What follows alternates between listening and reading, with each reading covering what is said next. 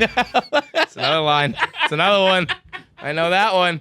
I know. The show's over! John's exited the studio, folks. Are you ready for this?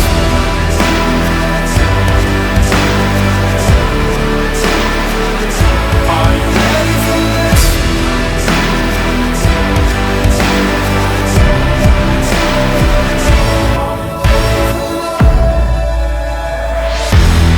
It's another edition of KFC Radio on the Barstool Sports Network. We're going overseas today. We're going to the Eastern Bloc. Sure. We're going to the Eastern Bloc, where we've got a bunch of, IAs. We got Ians? Romania. Yeah, Romania, Hungary. We got a bunch of IAs, where there's a lot of wacky shit going on. Huh? You got Serbia. Serbia. There's always an IA that's just like ready to kill me. Crimea River. Get it? We got Gabriel Iglesias on later, so he's funny. Show's he's good. over. We're not doing this anymore. I'm not doing it. We're done. We'll reconvene after lunch. Press pause. I'm not doing Crimea River. Crimea River. But we'll start off with the gentleman in... Yours is Hungary, right? So mine's Romania? Correct. Who is marrying his sex doll.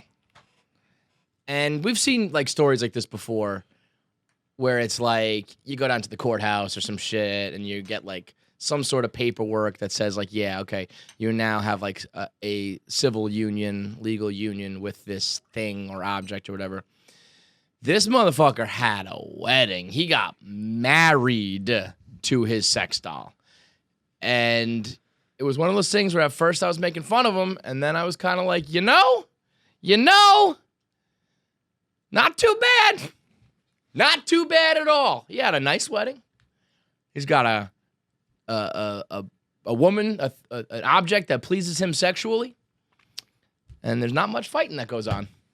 I mean, yeah. So really, who's the wacky one here? It all sounds nice, but I mean, let's also address the elephant in the room. The homophobes were right.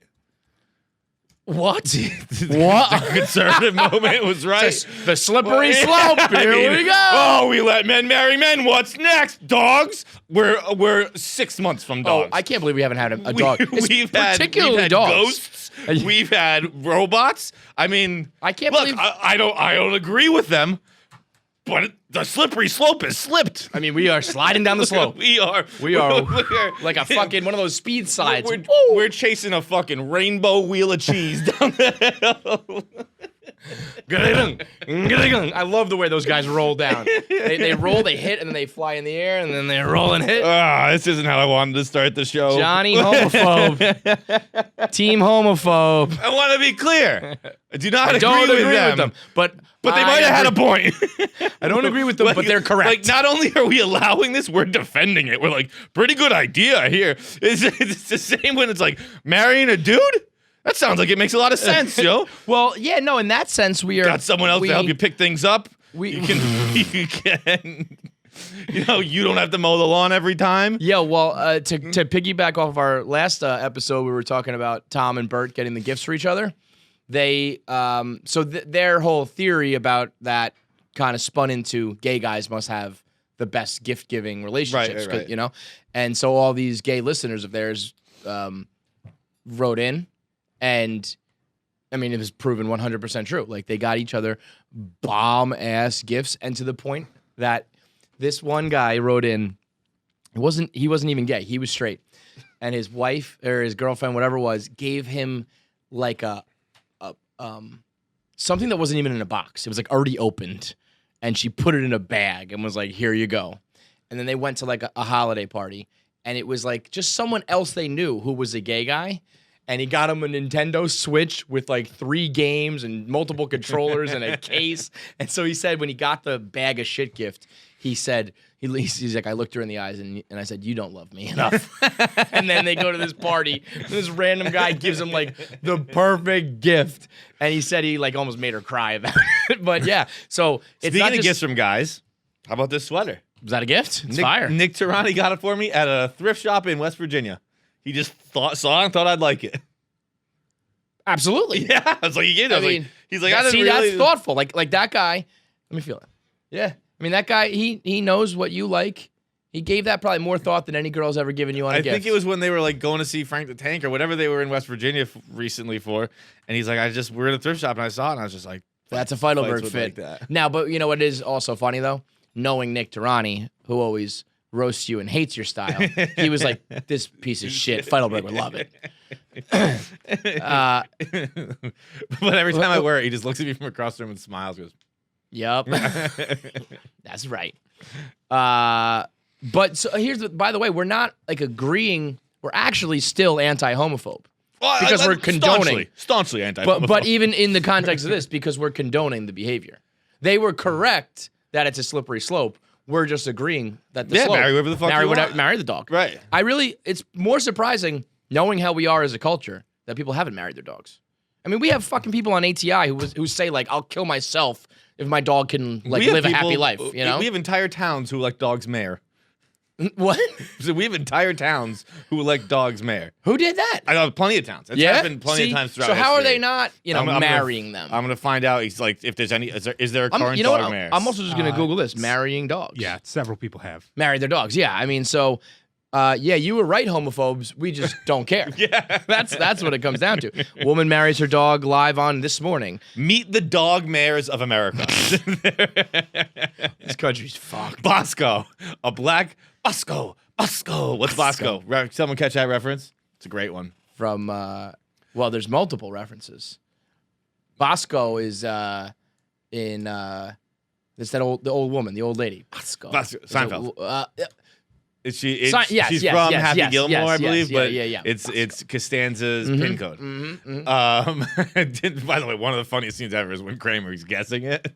What does he say? When he's like, I can guess your pin code. And then he goes, birthdays, throw them out. You don't care about those. And he just starts interrogating him. And he's just like, and what is it you crave? Oh, it's that sweet, sweet tooth, isn't it? You always go back to the cocoa bean. I can hear the Kramer voice. I know exactly what it is. But Bosco, a black Labrador Rottweiler, was the mayor of Sunol, California from 81 to 94, multi-term. Lucy Liu, a border collie, was the first female mayor of Rabbit Hatch, Kentucky. Yo, people in Kentucky hate women so much they elected a dog first.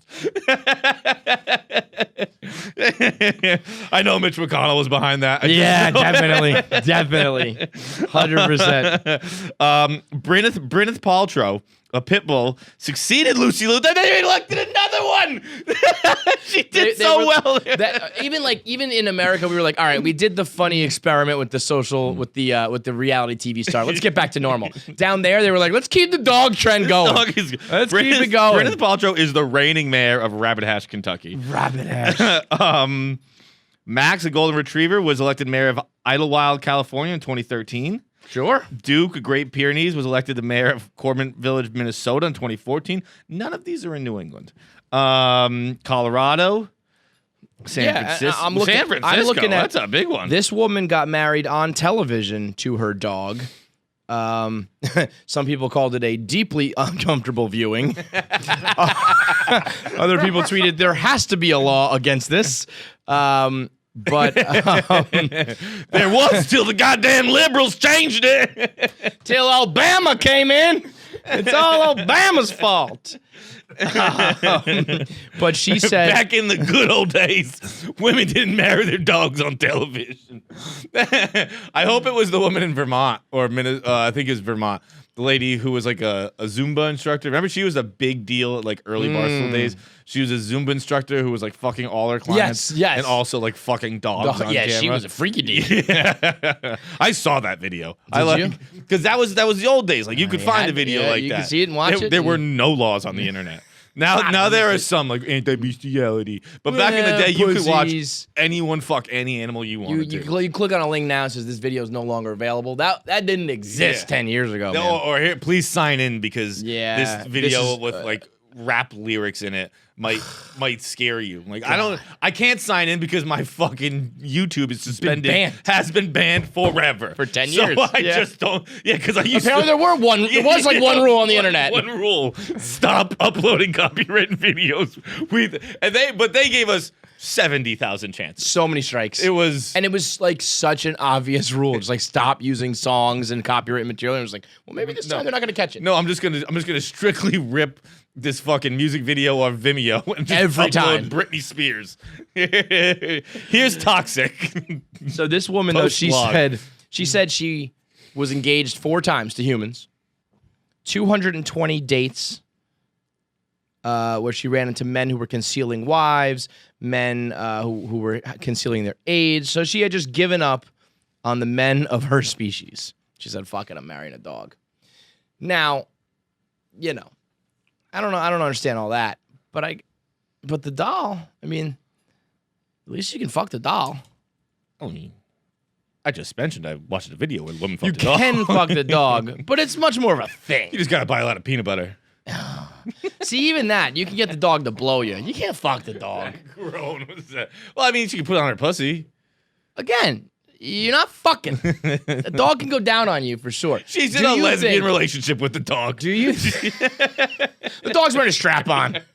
Imagine that if it was a female dog. I'm a lesbian. Oh man, imagine telling that to someone. Just tell that to your call your grandfather up right now. Tell him you heard a story about a woman who was in a lesbian relationship with her male dog. my gender fluid dog. Just call him up, tell him that news, and hang up. And then get your suit ready for the funeral. Then call your parents and say, Pop-Pop's dead. Cause of death, my news. I just killed Pop-Pop. KFC radio made me do it. You're gonna go to the kitchen. You're gonna find his cell phone and next to him, connected to my call, and he's dead on the ground. That's what you're gonna find. Well, this is not further off though. This is this guy is a Kazakhstani bodybuilder who married his sex doll. Now, there's more to it though. Okay. Let me explain. You know, it was quite the whirlwind. The unconventional couple got engaged in December 2019 when the bald, blue-eyed hunk, who describes himself as a sexy maniac, popped the question. I feel like someone else has to call you a sexy maniac. You can't call yourself a sexy. It's like giving yourself a nickname. He says that he met her at a nightclub where he rescued her from some unwanted attention. I mean, what could that possibly mean? He told the Daily Star that the wedding was delayed after he was attacked at a transgender rally in Kazakh, where he suffered a concussion and a broken nose after dressing like a woman for the event. I'll tell you this much. You dress up as a woman and go to a pro-transgender rally in Kazakhstan, you're getting knocked the fuck out. That's not going smoothly. If San Francisco's on one end of the spectrum, Kazakhstan's on the other. I can't believe that everybody wasn't just I could see Kazakhstan just hitting them with a flamethrower, just being like, you guys are all dead. We're getting rid of all you. I completely agree because I've learned that Kazakhstan was a real country many years after Borat came out. So I imagine that their civil rights are not really up to snuff over there. Nope. But also, I mean, he's a bodybuilder. He's a big cat. dude. He's a big cat, yeah. He's actually, he looks like Mosh. The sneaker guy Mosh. Yeah. He's a good-looking cat. He's got nice blue eyes. He's got the bald head look if you're into it. Nice beard. He's kind of sexy. Yeah, I mean, he's a hot dude, no doubt. He enjoys BDSM, which, by the way, I also like to think of him like in that, as he described, he rescued her from a nightclub. I like to think of him in he's a hero. He's like a John Wick situation. Yeah. Where there was in the VIP club, these guys were fucking fingering this robot and they were fucking being mean to her. Yeah, slapping her, spitting on her and stuff. And she kept trying to get up and she was like, no. And then he goes up there. Bottle smashed it, killed him, and scooped him jumps out the window with her and then rolls on his way out the window. So he lands back on the car, saves her, and then he kind of stumbles up and he's like, you go. Yeah. And then they're chasing him, but he's got a fucking gun in his fucking ankle. So he just, and then he fucking rolls under an 18-wheeler. And then when the 18-wheeler passes, he's gone. Thief in the night. Disappeared. Yeah. this. I could. He had whispered a meeting point to her. I would like maybe one Burger King. more kill that's a little more like passionate. Like he shot them all, right? But the one guy who was like the really mean one was still alive, and he like drags his foot over down the alley, and he finds him, and he like grabs him by that fucking head. He pulls him back. He makes him look at the girl and be like this. You see what you did to my girl? Like this is what you get. Then he just like smashes his face a couple times and pow, puts one in his head, lets him know, maybe even like decapitates him. You're like, this is leave it there for the rest of the club. And like this fucks is what his fucking head. happens. Yeah, fucks his Then throat. he had a threesome with the fucking the doll and the severed head at the Burger King. We got to Ed Kemper fast. It says he is into the kinky stuff here. He's into BDSM, which I don't think do you know all the terms of BDSM? Fuck no. I barely know what BDSM means. I don't know what BDSM means. I mean, I know the SM Sadomasochism. Yeah, and I thought it was bondage, which it is. But then I guess I realized, so bondage and discipline, domination and submission, sadism and masochism. All that rolled up in there. Wait, do it again? The BD is bondage and discipline. Okay. And the SM is sadomasochism. Right. And then somewhere in there, like they also have domination and submission. So I guess that's just not in there. So it would need to be BDDSSM. Yeah, that's not okay. You can't just say that. That's just adding things. At least, Well, I know, but like I guess it LGBTQ, means, like- they add all the letters. But maybe, you can't just maybe be like, they're it saying means- like, so it could be bondage, discipline, sadomasochism, or you can just be like, no, it's bondage, domination, submission, and masochism. All those extras all do start with the letters B, D, S, or M. So they just don't reiterate them. Because then you need to be like BB, DD, SS, MM. Yeah. It's easier to just be like BDSM and you pick and choose which the B, the D, the S, and the M is. I guess you're right, but it's also like saying like ESPN stands for like entertainment, sports programming, football, hockey, basketball network. But in this case, it's just weird that they all start with those We letters. drop hockey. I don't know why I said that. It's a little bit redundant too as well. I know that. I'm like, Which I don't care about anymore, by the way. What? Nothing. I was talking about something completely. We're way off track. Yeah. Let's get back to the Romanian bodybuilder. By the way, I said it was Romania. It's clearly Kazakhstan. So whatever. But Margot, wrong? Crimea River. he says, I love being tortured. I can endure a lot of pain, but I love to dominate too. And Margot is capable of what other people are not capable of. That means he beats the shit out of this No, doll. but he said he likes. I being know dominated. that's what's weird. I don't know how Is she a no, robot or a He doll? said I love to dominate too. He said he can endure pain. It looks like she is a very realistic doll, but I don't think she's like moving. She's hot. I mean, it's a hot she couple. Is fucking hot. This is without a doubt. that picture with her in the blonde, Yeah. is hot. I can Other ones say, she looks a little more too much like a doll, but that looks just like a hot woman in the pink wig. knowing zero people from Kazakhstan, I can say that's the hottest couple in Kazakhstan. Undoubtedly. With Like that one, she looks a little too dollish to me. that's not my But type. That's But so, and then if you look at the pictures, go to the KFC Radio Twitter feed. We'll put the pictures up. I mean, he had like a nice ass wedding. There's a wedding party. There's friends. They're doing the bouquet in the air. They're doing dancing. He had a full ass wedding to this doll. And so I posed a couple questions. One being, who's crazier, the man who marries the doll, or the people who? And I came around on all these. And none of them ended up crazy. Okay. The man who married the doll, or the people who go to the wedding and treat it as a real wedding for the man and the doll. Oh, those people aren't crazy at all.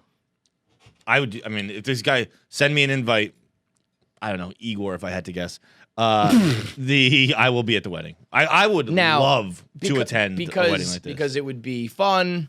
Fun, yes. So Unique. I think our guy, I think it experience. was our guy Kroll who texted me or tweeted me saying like, bro, you get a invite to a doll wedding. That's like a once in a lifetime Yeah. opportunity. So like, I'm down for this. I'm down for it to be like, I gotta go check this out. Like, you're almost like an investigative journalist at this point. Like, I gotta witness this and see what happens. I'm down for the good old, like, there's a lot of people like, is it open bar? Is there food? Is there dance? Is there booze? Like, I'm there. So that I can get down with. If you expect me to play along with your charade, though, and be like, you guys are such a cute couple, so where did you meet? And da-da-da. See, I would, but I would Those do people it as a are joke to me. crazy. I would do it just because it would make me laugh. So you would keep a straight face, and, Oh, and then this is- afterwards just be like, "Oh my god." Well, I'm so happy Yeah. I finally found. See, I would I've do that been if to I many had like a weddings in my GoPro. life. I would need Never to. seen I would need true to love until document right that. See, I'd be like, no, I'll put my phone in the Chappelle bag. That's okay. I'm here For literally me, just for me. I want to. What would you get as a gift? Well, that's. I mean, if you're buying gifts, what would you know? What I would get is like a. You got to get like those sex toy cleaners. You know, Be like, here's some lube because you fuck a rubber thing every night. That guy needs endless amounts of like KY. Yeah, You know, like here's also to be real. realistic, like once you hit menopause, you gotta stop using KY. I'm sure you. You have gotta to just be. start fucking it hot. God damn. What if you just got him? What if you like? I would go to that wedding with a doll. See, that's what's so Be funny like, about look, this. one- Like one of us. when you see these pictures, there's a picture of him on a boat, and she on like a ferry, more like, and he's like posted up with her. There's a picture of her in bed. There's a picture of him holding her hands up while they cheer for the wedding, and the pictures look fine. But like then it's like, okay, let's get a picture over here, and he's got and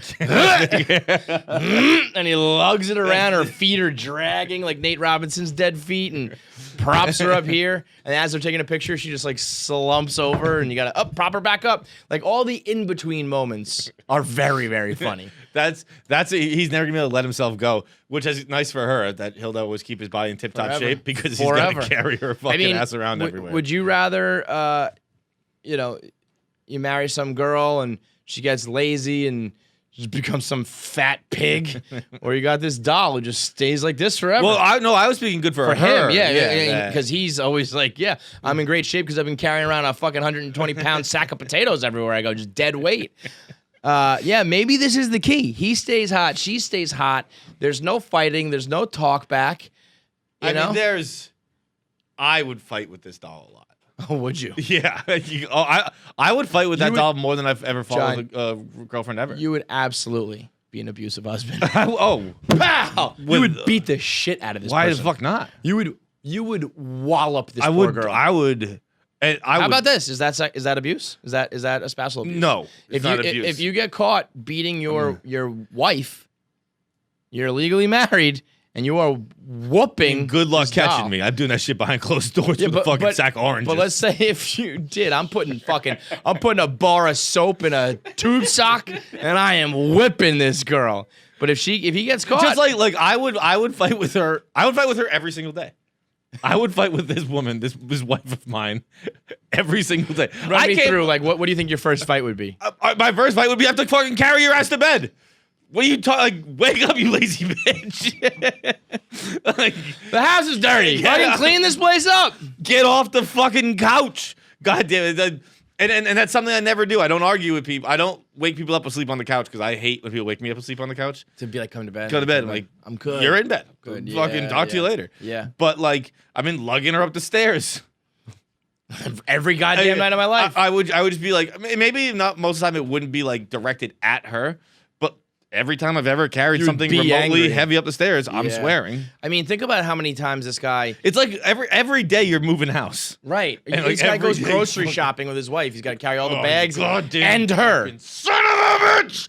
I would just be screaming. Maybe you would end up fighting with this girl more than the human. Absolutely. Yeah. Because she's I not have to take care a of literal every burden. single thing for this A person. literal. It's a Do you- true burden. Do you think this guy like brings her to the bathroom and like gives her a shower, like sits her on the toilet, pretends she's going to the bathroom? Do you think that he changes her clothes every day? Do you think that he like will talk to her? How about, do you think when he's fucking her that he'll like wait like 6 months into the relationship he does anal and he's like, we had to wait? You think he's like saves the kinky You things? think when he like almost when he has to come fast, he pulls out and he's just like, hang on a second. Hang on a Right, second." yes. Or when he does come fast, he's like, I'm sorry. Sorry, that never happens. Hang on, let me just eat it real quick. I need to taste you. If you do that to your own I doll, tell you what, we just got a little too real. I didn't know what to say there. I was like, I know what you're talking about, and I know what I'm talking about. I don't know if they know what we're talking about, but that's his move. That's my line. You got a real good look into how these guys operate. If you ever wonder what it looks like and sounds like, it's that. It's that. It's that. If you ever hear that line from me, or you ever see John doing that, you know, girls, you know. I've definitely used the tasty too. Because it makes it feel like, you know, it's a good thing about you. You know? Yep. You think this guy like pretends that she comes? Yes, Yeah, that you I can say unequivocally. Yeah, Yes, yeah. for sure. I don't know about all the other stuff. This guy 100% is like, God, you can feel you dripping down my balls right now. It's another line. It's another one. I know that one. I know. Show's over! John's exited the studio, folks. Yep, dripping down the balls. I know that one. I definitely know that one. Dude, I've gone a step further and said my ass.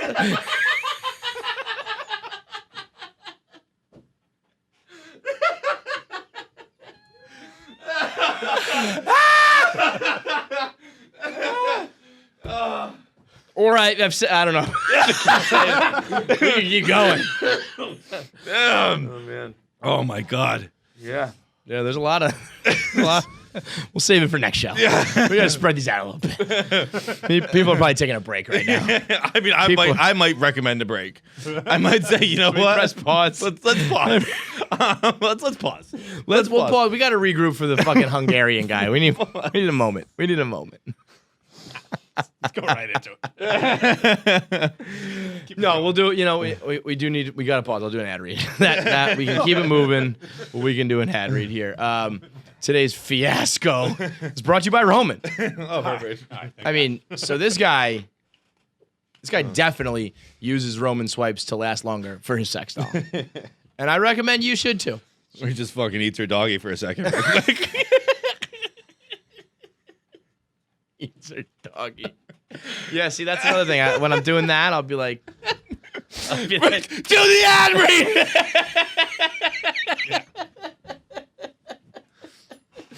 So whether you're fucking a human or fucking a doll, maybe you should even just use this if you're using your hand. You just want it to last longer. You just want your experiences, whether they be alone or with humans or with rubber things or by yourself. If you want it to last longer, use the Roman swipes. Non-prescription.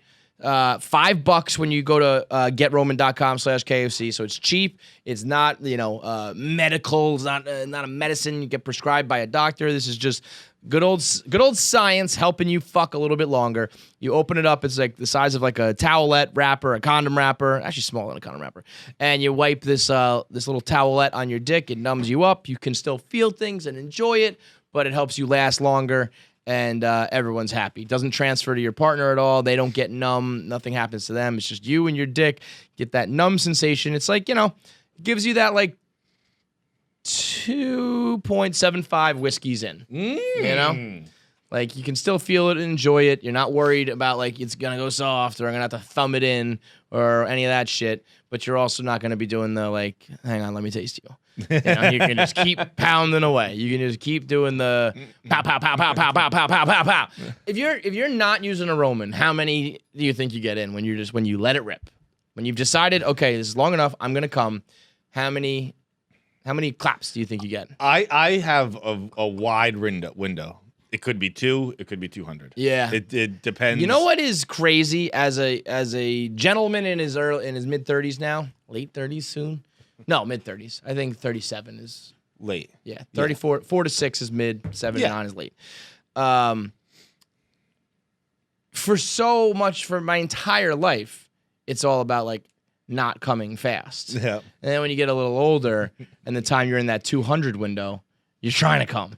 It's a weird thing when you're like, I gotta come. Because then is lasting too long. you got a glass ceiling. You're gonna have to break through where it's just like. I'm just exhausted. Yes, now. I'm tired. Now I'm just my tired. dick's starting to just call like my dick's waving the white flag, but I'm not. I'm hot. I'm cramping up. I'm getting a Charlie horse. So the cruel irony that when your body, the rest of your body, your muscles and your lungs break down to the point that you can't last longer is when your dick can last long. And when your dick can't last long, this is some youth is wasted on the young. Yes. Yes. Yeah. If you could take a 36-year-old dick and mix it with a 16-year-old body, ah, I'm King Kong. King Kong ain't got shit on me. But that's what Roman does. Yes, Roman turns you into the fucking King Kong of sex. So go to getroman.com/KFC. Get your swipes for just $5 when you choose a monthly plan, and you can be fucking 50% longer for only $5 that month. Why don't you subscribe? It means you like us. Click the subscribe button, because if you don't, I'm gonna fucking murder John. And I'm gonna like it. Kill him with my bare fucking hands. Yeah. And if you weren't sold on this video, there's plenty more. Watch what's next up and then subscribe. But just subscribe so I don't have to fucking kill him. Well, I don't know. Do what you want, but subscribe. Oh, all right. So we head over to Hungary. Hungary is correct. Now let me find. Here it is. Okay. Anti-gay politician resigns after being caught at a 25-man Hungarian orgy. Love it. A member of the European Parliament representing Hungarian blah blah blah blah blah blah. All right, he resigned as an MEP on Sunday after he admitted to breaching Belgium's strict lockdown rules to attend a sex party. I love that move. I apologize for breaking COVID protocol. Yeah, right. I don't apologize for fucking 24 dudes in the ass.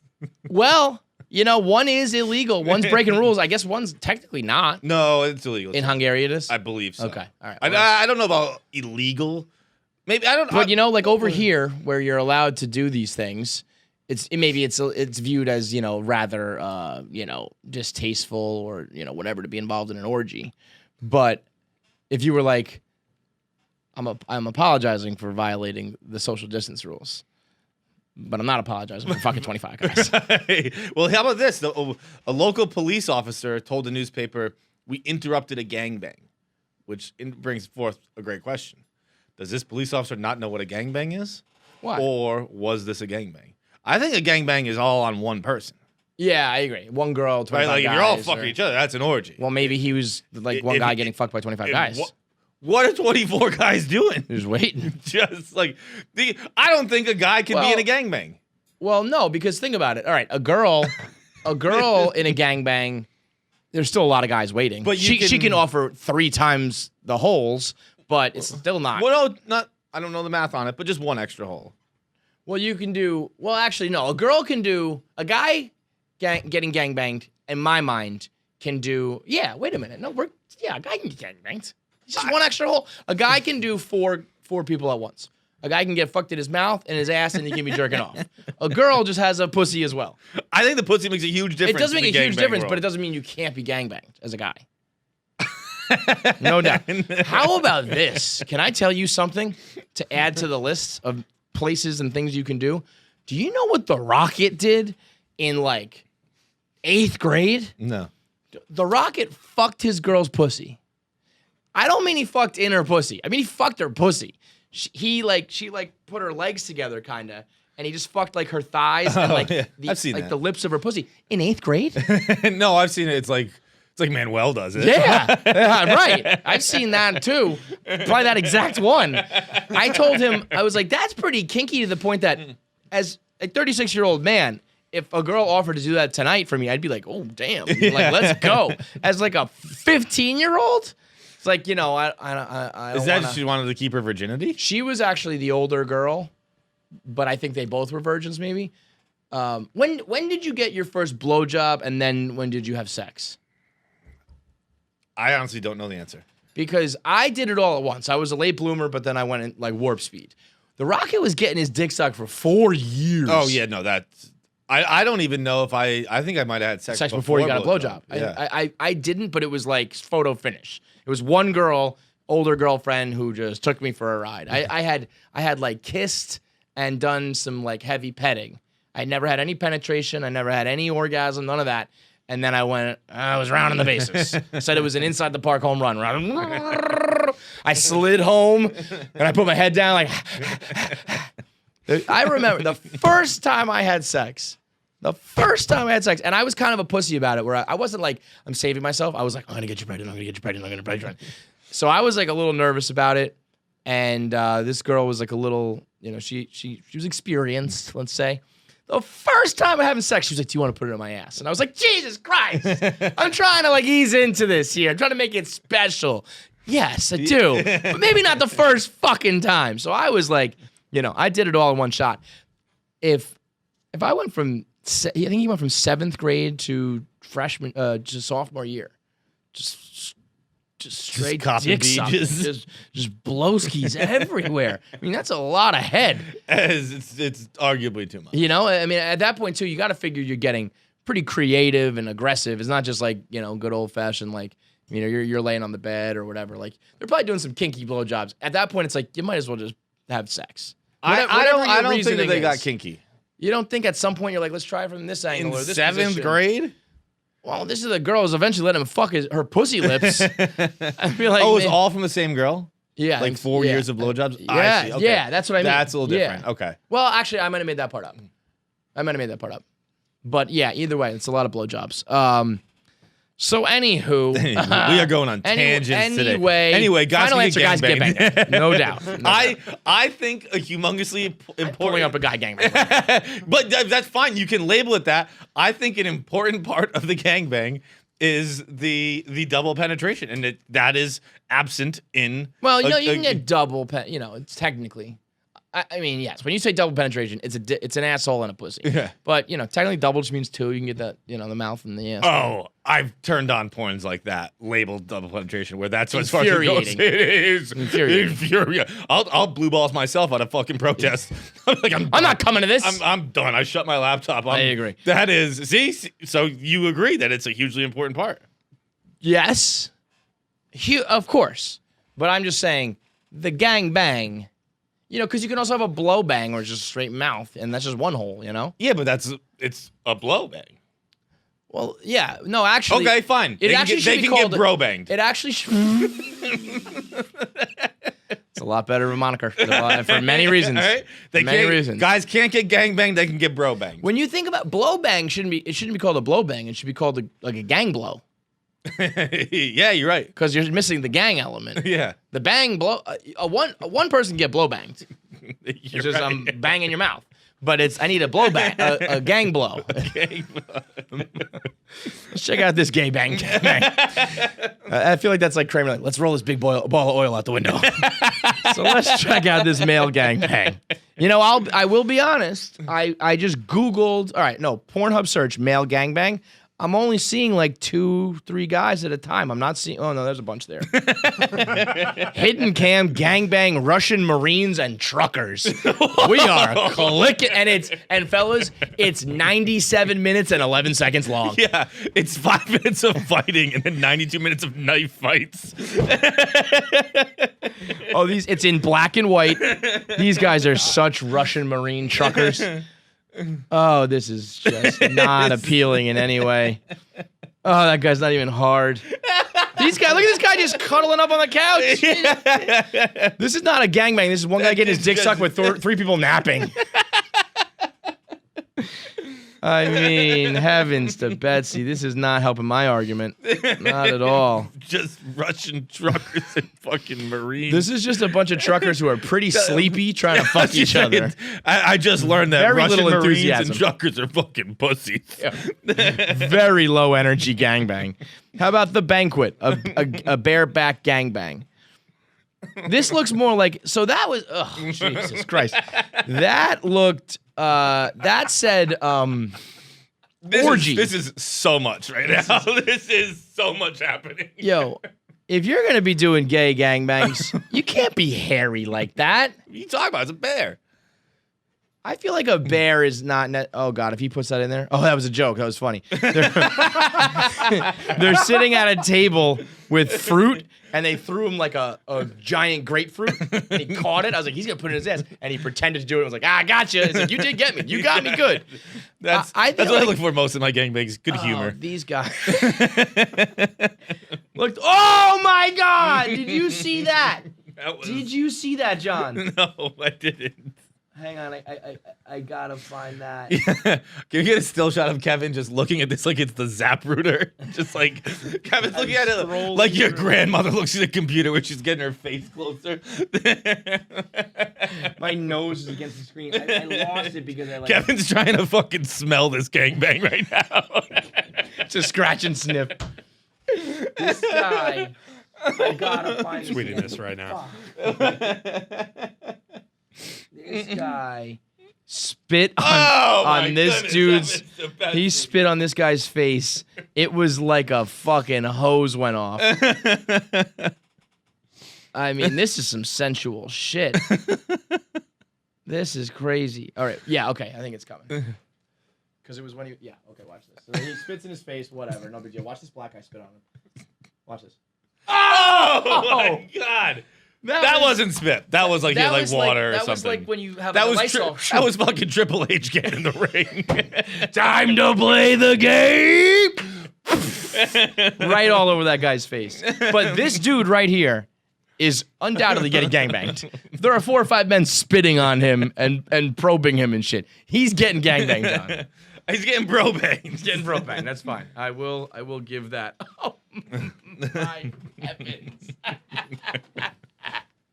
There's Okay. a lot going on there. So Hang on, let's get back on track. let's get back to the story.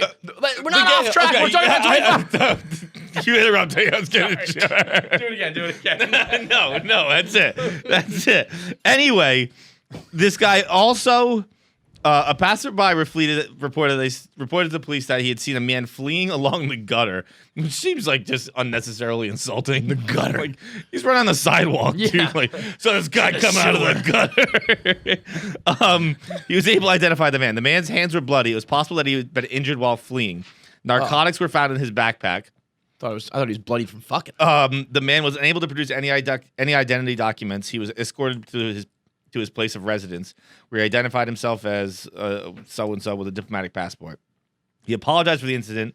After the police asked my identity, since I did not have one, I declared that I was MEP.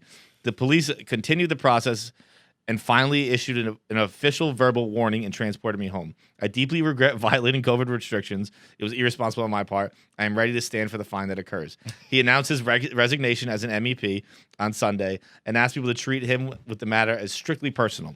To him, I ask everyone not to extend it to my homeland or to my political community. Love that. Yeah. Please just don't talk about this, guys. Hey, let's just keep this between us, right?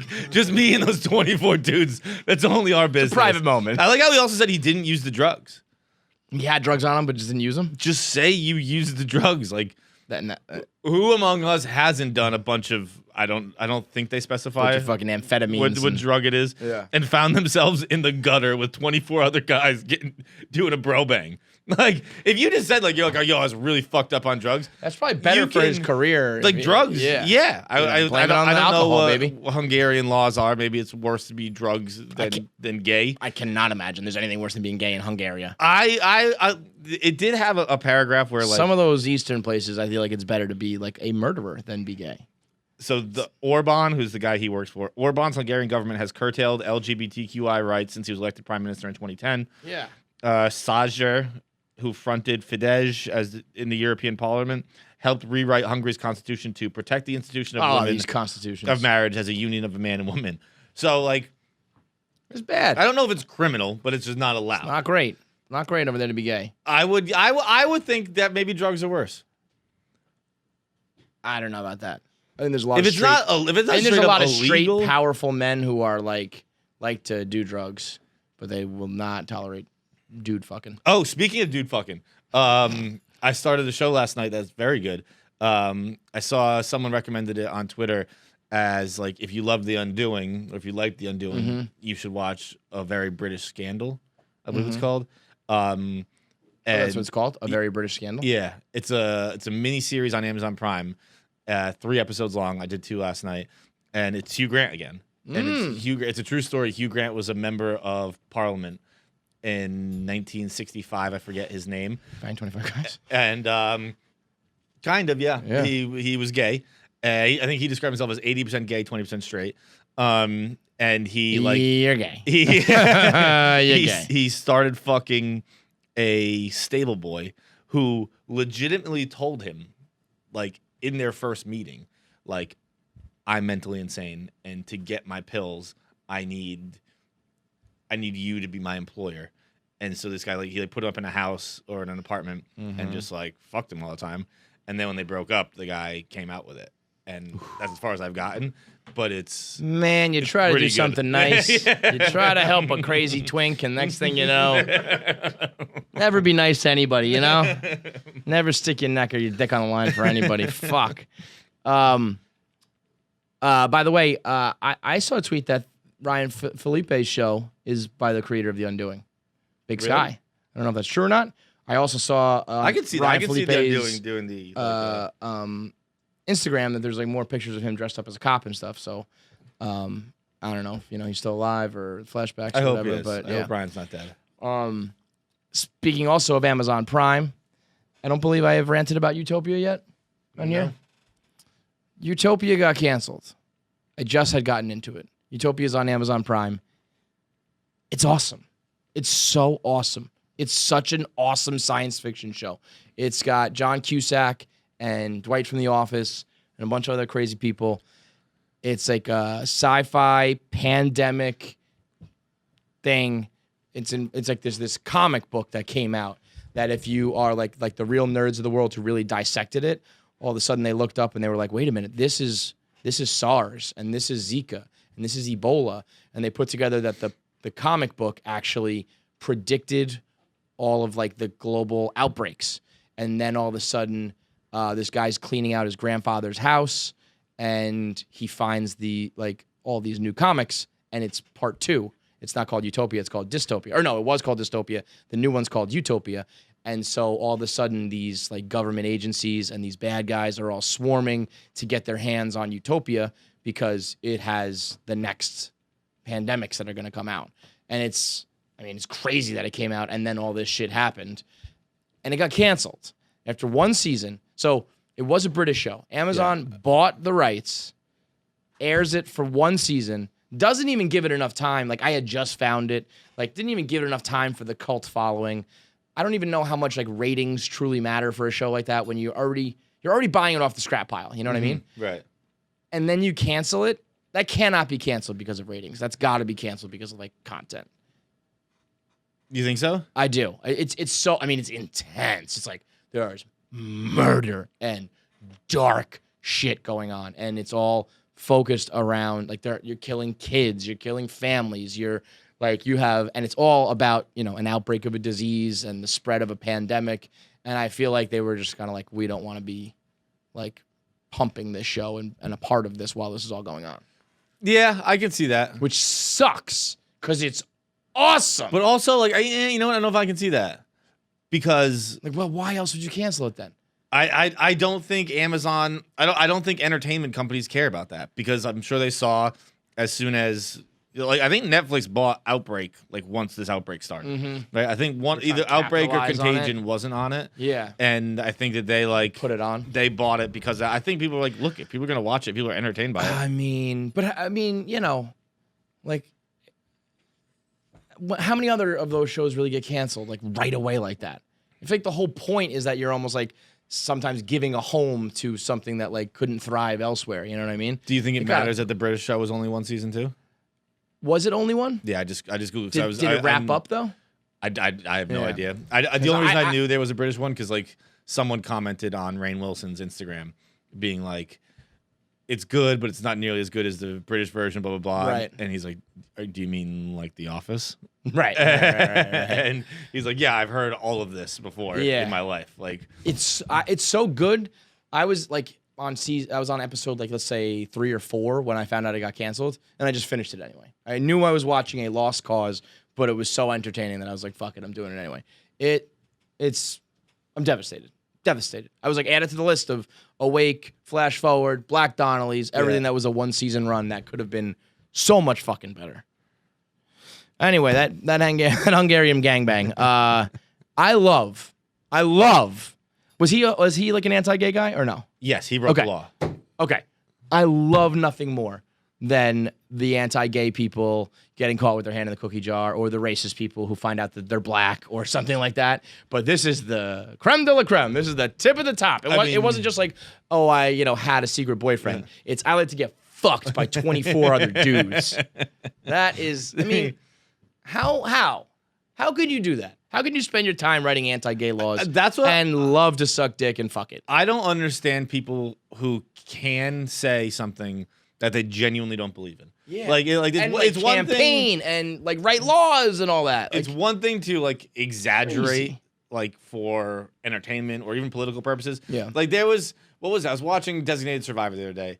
And Of course. At any given moment, John is watching Designated Survivor. And there's a scene. Oh wait, no, I'm sorry. This was House of Cards. I've been on a political kick since before the election. And it was when Claire is trying to become ambassador to the UN, and Senator Mendoza goes on like grandstanding because like he asked the question and it like didn't really apply, and he's like, well, what about U.S. troops? And she's like, they're irrelevant because like we're talking about we would be if I like she was like, would you send U.S. troops into blah blah blah? Mm-hmm. And she's like, they're irrelevant because I wouldn't even have control of that. I would send NATO troops. And he was like, are you telling me the U.S.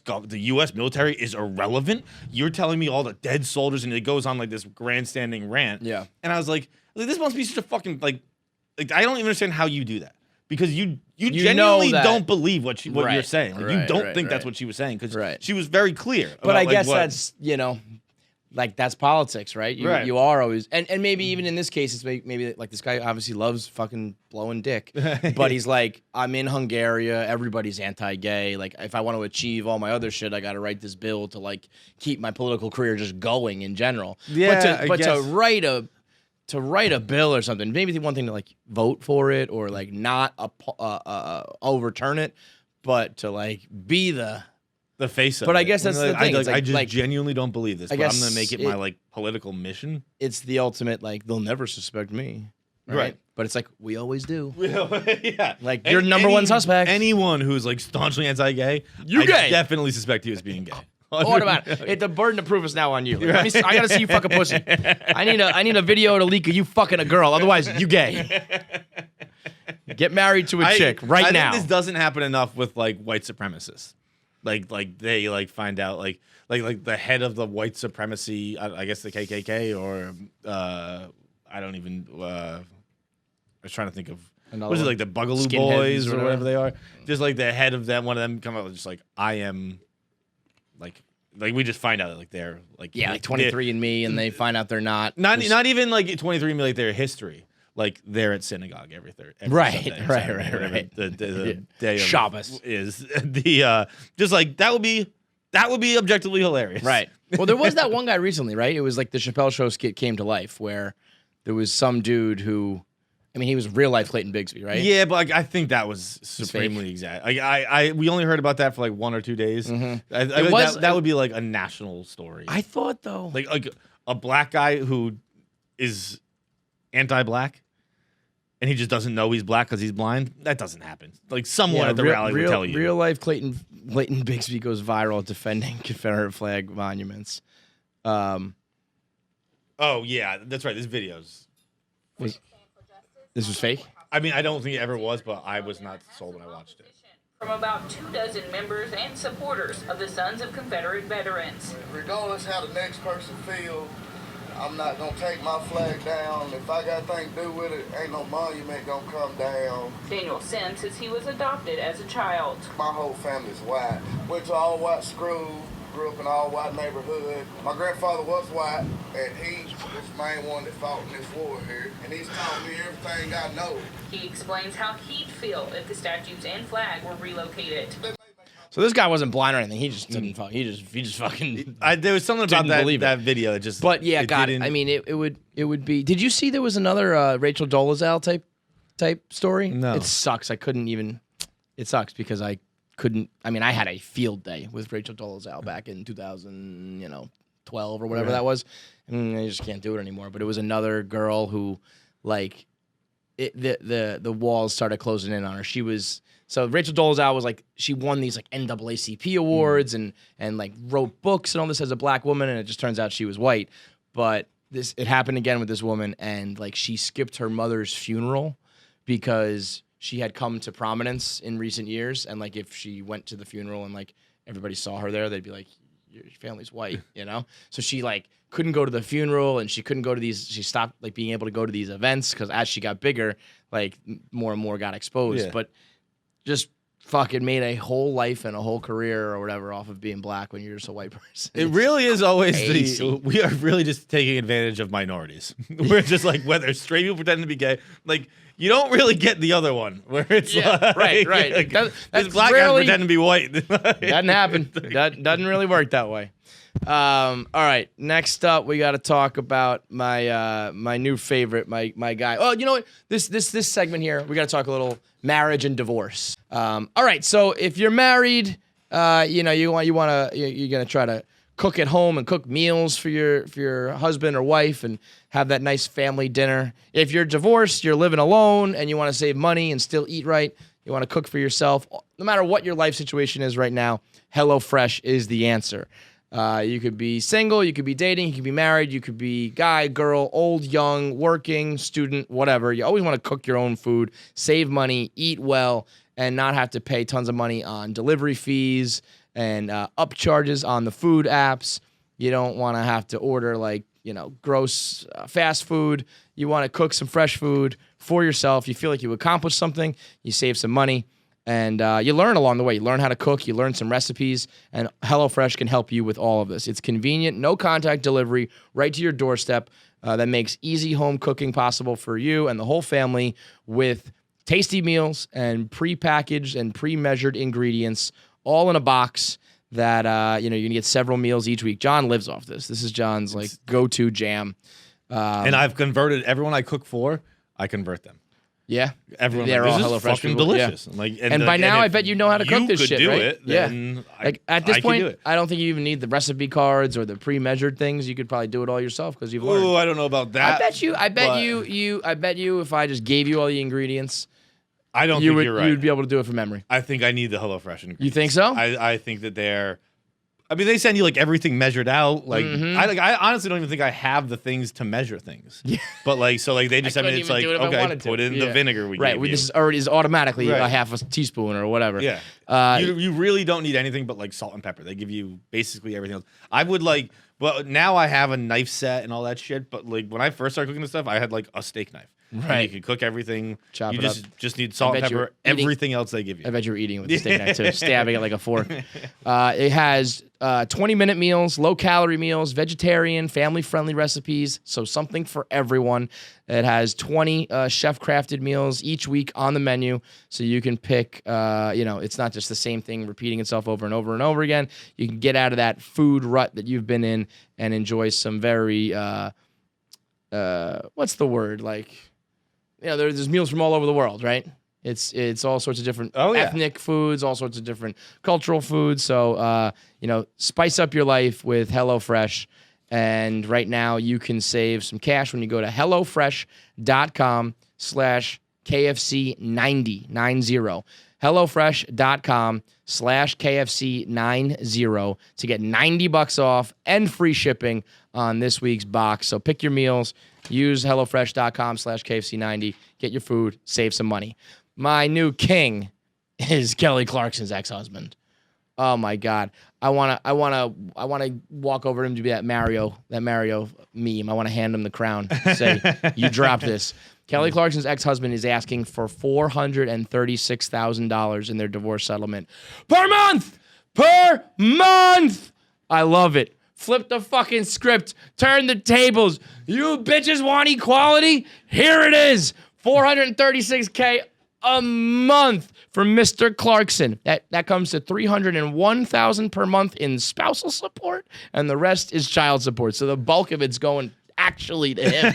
A lot of people, I've explained this before, a lot of people don't understand that there's child support and then there's alimony, spousal support versus child support. A lot of times it's the money goes to the kid and not the person. This here, oh no. My man's walking away with $300K cash. I think it's anti-man that this is even news. I Yeah. mean, it was he's asking for a quarter of what Dre's wife was asking for. Right. Dre's wife was asking for $2 million a month, right? Yeah. $2 million a month. And all of that was for her, too. That was right. all, That was just straight. It was no, I forget exactly what it was. No, I don't think it was all for her. I forget. I think exactly a lot of it was for her, though. Yeah, it was $900,000 a month, for travel and entertainment. So Kelly Clarkson's kid, she won primary physical custody, and he's doing the weekends and holidays sort of thing, and FaceTimes with him daily. But so 301,000 for him. That means what? 135 for the kids, and you know, this is how it goes. It This is is how it but goes. You're here's gonna get the- that daytime TV money. So am I. See, I think I'm gonna stand by. I'm gonna support equality in that. Also saying he is asking for too much money because you know he's yeah. you know he's rich. Is he wealthy on his own? Yeah, like this is just a motherfuck you. He's, Well, how rich is he? I mean, he's an author worth $10 million. He's a talent manager too for Blake Sheldon. Oh, really? Yeah. I think he at least wrote a book, so I don't know, but a Google search resulted in he has a $10 million net worth, which means if you're asking for spousal support when you are worth $10 million, I think you're just doing it to be a motherfucker. Kelly's worth how much? 46. 45. I mean, straight math, homie. Straight math. You know, you're worth 45. I'm worth 10. You gotta even that out. I mean, even all right, so even like how about this? So well, if we're gonna stay on the Dre thing, Dre's worth $1 billion, Yep. and she's asking for $2 million. $2 a million a month. month. Yeah. Yeah. Therefore, Your point, sir. I'm trying to make the math work. Uh-huh. That Like, what would it be like equivalent? right. So he's Yeah. asking for a quarter of that. This motherfucker's 5'8". Everyone's a midget. He's asking for a quarter. He's asking for a quarter of that when her net worth is a fraction of Right. of a billion. Yeah. dude. So someone was telling me Yeah. the other day, like breaking down the difference between $1 million and $1 billion and how we just don't understand it. I don't think someone was telling me. I saw a video. I mean, it's 1,000 millions, right? It's Right? No, it's yeah. 1 million seconds is a week and a half. 1 billion seconds is something like 32 lifetime. years. Yeah. like Yeah, no, it's it is wildly different. We It's think like, crazy. oh, millionaires are just about to be billionaires. Yeah, It no. is such a humongous Such a fucking difference. difference. Such a difference. But I mean, yeah, listen, anybody asking for this type of money is an asshole asking for too much money. But, you know, it's like this is how the system fucking goes, and it's always like usually often women are the ones taking advantage of it. I respect the hustle. It's actually a severe lack of hustle. Yeah. It's just like, please give it to me. Yeah, I respect the fake hustle. Yeah. That is, I mean, I'm a king of fake hustle. I love a Yeah. fake hustle. I Taking love advantage of the system. crossing It's the just- street and doing the fake jog that's actually slower than a brisk walk. But I'm moving my arms and making it look like I'm really trying here. I'm hustling. That's what he's doing too. Yep. I am a fake hustle defender, and I will die for its honor. $436,000 a month, tax free. By the way, these payments usually are for nada, for nothing. For fucking Kelly Zippo. Clarkson, Yeah. which, I mean, it's a little steep, but Yeah. I can't imagine being married to Kelly Clarkson was all that great because Kelly Clarkson, he. It was. I can't imagine getting married to Kelly Clarkson was all that great. That is, like it was that's low-key I the mean, meanest thing I've ever heard. She had like 2 hit songs, Yeah. and has somehow she parlayed that into the daytime She money has like though. her talk show now, Yeah. and I just think that she probably acted like Mariah Carey when bitch you're Not even fucking close. Felicia. Yeah. Who was another American Idol winner? Fantasia. Fantasia. Yes, yeah. exactly. You're Fantasia. You had Since You've Been Gone and Behind These Hazel Eyes, right? Yeah, and I liked those songs. Those are hits. Those but, are hits. But Big hits. is Kelly Clarkson a musical star? Come on. No. And I guarantee you she's walking around that house fucking farting on people like Britney Spears. She was like reading Yeah, she fucking probably became like Ellen when tabloids. she was in the daytime world. Yeah. You know? Like I'm the queen of this shit. She just read tabloids because she so wanted to be a star. She read the tabloids and just Behaved did what that she way. thought Yes. stars did. I could- and it was I like, could God see her- damn it, Kelly, you are not that. You Yeah. don't get to be Mariah. You don't get Yep. to be fucking Whitney Houston because you just had look, Since You've Been Gone. Honestly, I don't care for her anymore because I do have like 90s playlists I follow and that or early 2000s, whatever it is, and that comes on sometimes. I will always skip it. It doesn't. It has doesn't not hold aged up. well with me. But when it was out, that was a heater for sure. Can I just quickly give a take regarding music? Yeah. I quite enjoy people's Spotify wrap-ups. Oh, let's talk about that. Because if you don't like looking at people, Okay. everyone fucking post your Spotify. I like it. Tweet me your Spotify. I like it. I'm fucking interested. I like it. I was we were talking to the 1 Minute Man. We have a 1 Minute Man text chain that's always like, what about this? What about that? Here's an idea. And Chuck was like, you should do a 1 Minute Man Spotify wrap up. And I was like, yeah, I agree because that's what everyone's doing and Right. talking about. But I was like, I couldn't really think of an angle. And he was like, say, don't fucking post it. I don't give a fuck. Yeah, we know you listen to music. I'm like, No, I quite enjoy it. Bro, I quite enjoy it. I quite enjoy that. I quite enjoy when anyone ever posts a song on Instagram. Yeah, like maybe I don't know it, maybe it's a throwback. Maybe I've never heard of it. I'll check out this right, song. or maybe like I haven't heard it in a long time. I forgot that one. Right. Like, let me go listen. I think always want to know what music it's you're a little listening bit of the Darren Rovell stuff where like I hate him now, but I was always interested in his weird, quirky numbers. Like when I saw that Nick is top 0.5% 0.05% of Taylor Swift. Me too. Yeah. Yeah. Ellie, Jeanette Queen is 2%. Like you guys blow her out of the water. Yeah. I think that's very interesting. Yeah. Rocket, because I think something's a little fugazi, by the way, because everybody's 0.05% of like whoever their favorite artist is. Yeah, that's true. And so I was like, this is a little something's going on here. Rocket was 0.01% of Machine Gun Kelly. He is arguably like the biggest. We've been arguing on CCK about who's the bigger fan. I'm like, I concede. I wave the white flag. He might be the biggest fan on the planet. 0.01%? I mean, he's in the top like 1,000. Did top you see 100. my top 5? My top 5 is a fucking gang. What do you got? 1 Taylor Swift, 2 OAR, 3 Machine Gun Kelly, 4 was who was it? Hang on, sorry. These are your artists, right? Obviously. So I had a quiz. 4 was Juice WRLD, 5 was Jason Isbell. Who's that? Country guy? Yeah. Yeah. I mean, like he's like a elephant. Fucking that. That fucking guy. Yeah. I have a funny one, and I was tweeting about it with like all the parents out there. It's a weird existence on your Spotify when you're a parent because you have your kids' songs mixed in. Right. So I had like my top 5 songs were not my top 5 artists. It was number 1 Machine Gun Kelly, number 3 was Halsey, number 4 was Quinn 92, number 2 Bubble Guppies Cast. And I'm surprised it wasn't number 1 to be honest. I pounded Machine Gun Kelly this year, but Bubble Guppies is all day every day when I got my kids. But I had Bloody Valentine was my number 1 song of the year. I listened to Bloody Valentine for the first time on May 7th. And by May 15th, I listened to it 100 times. I listened to it 100 times that week. I never hit it. That was actually my most played song of the year, but I never hit 100. You never hit 100? No. I did. Pussy. I hit 50, I think, or 75 you ain't or something shit. like that.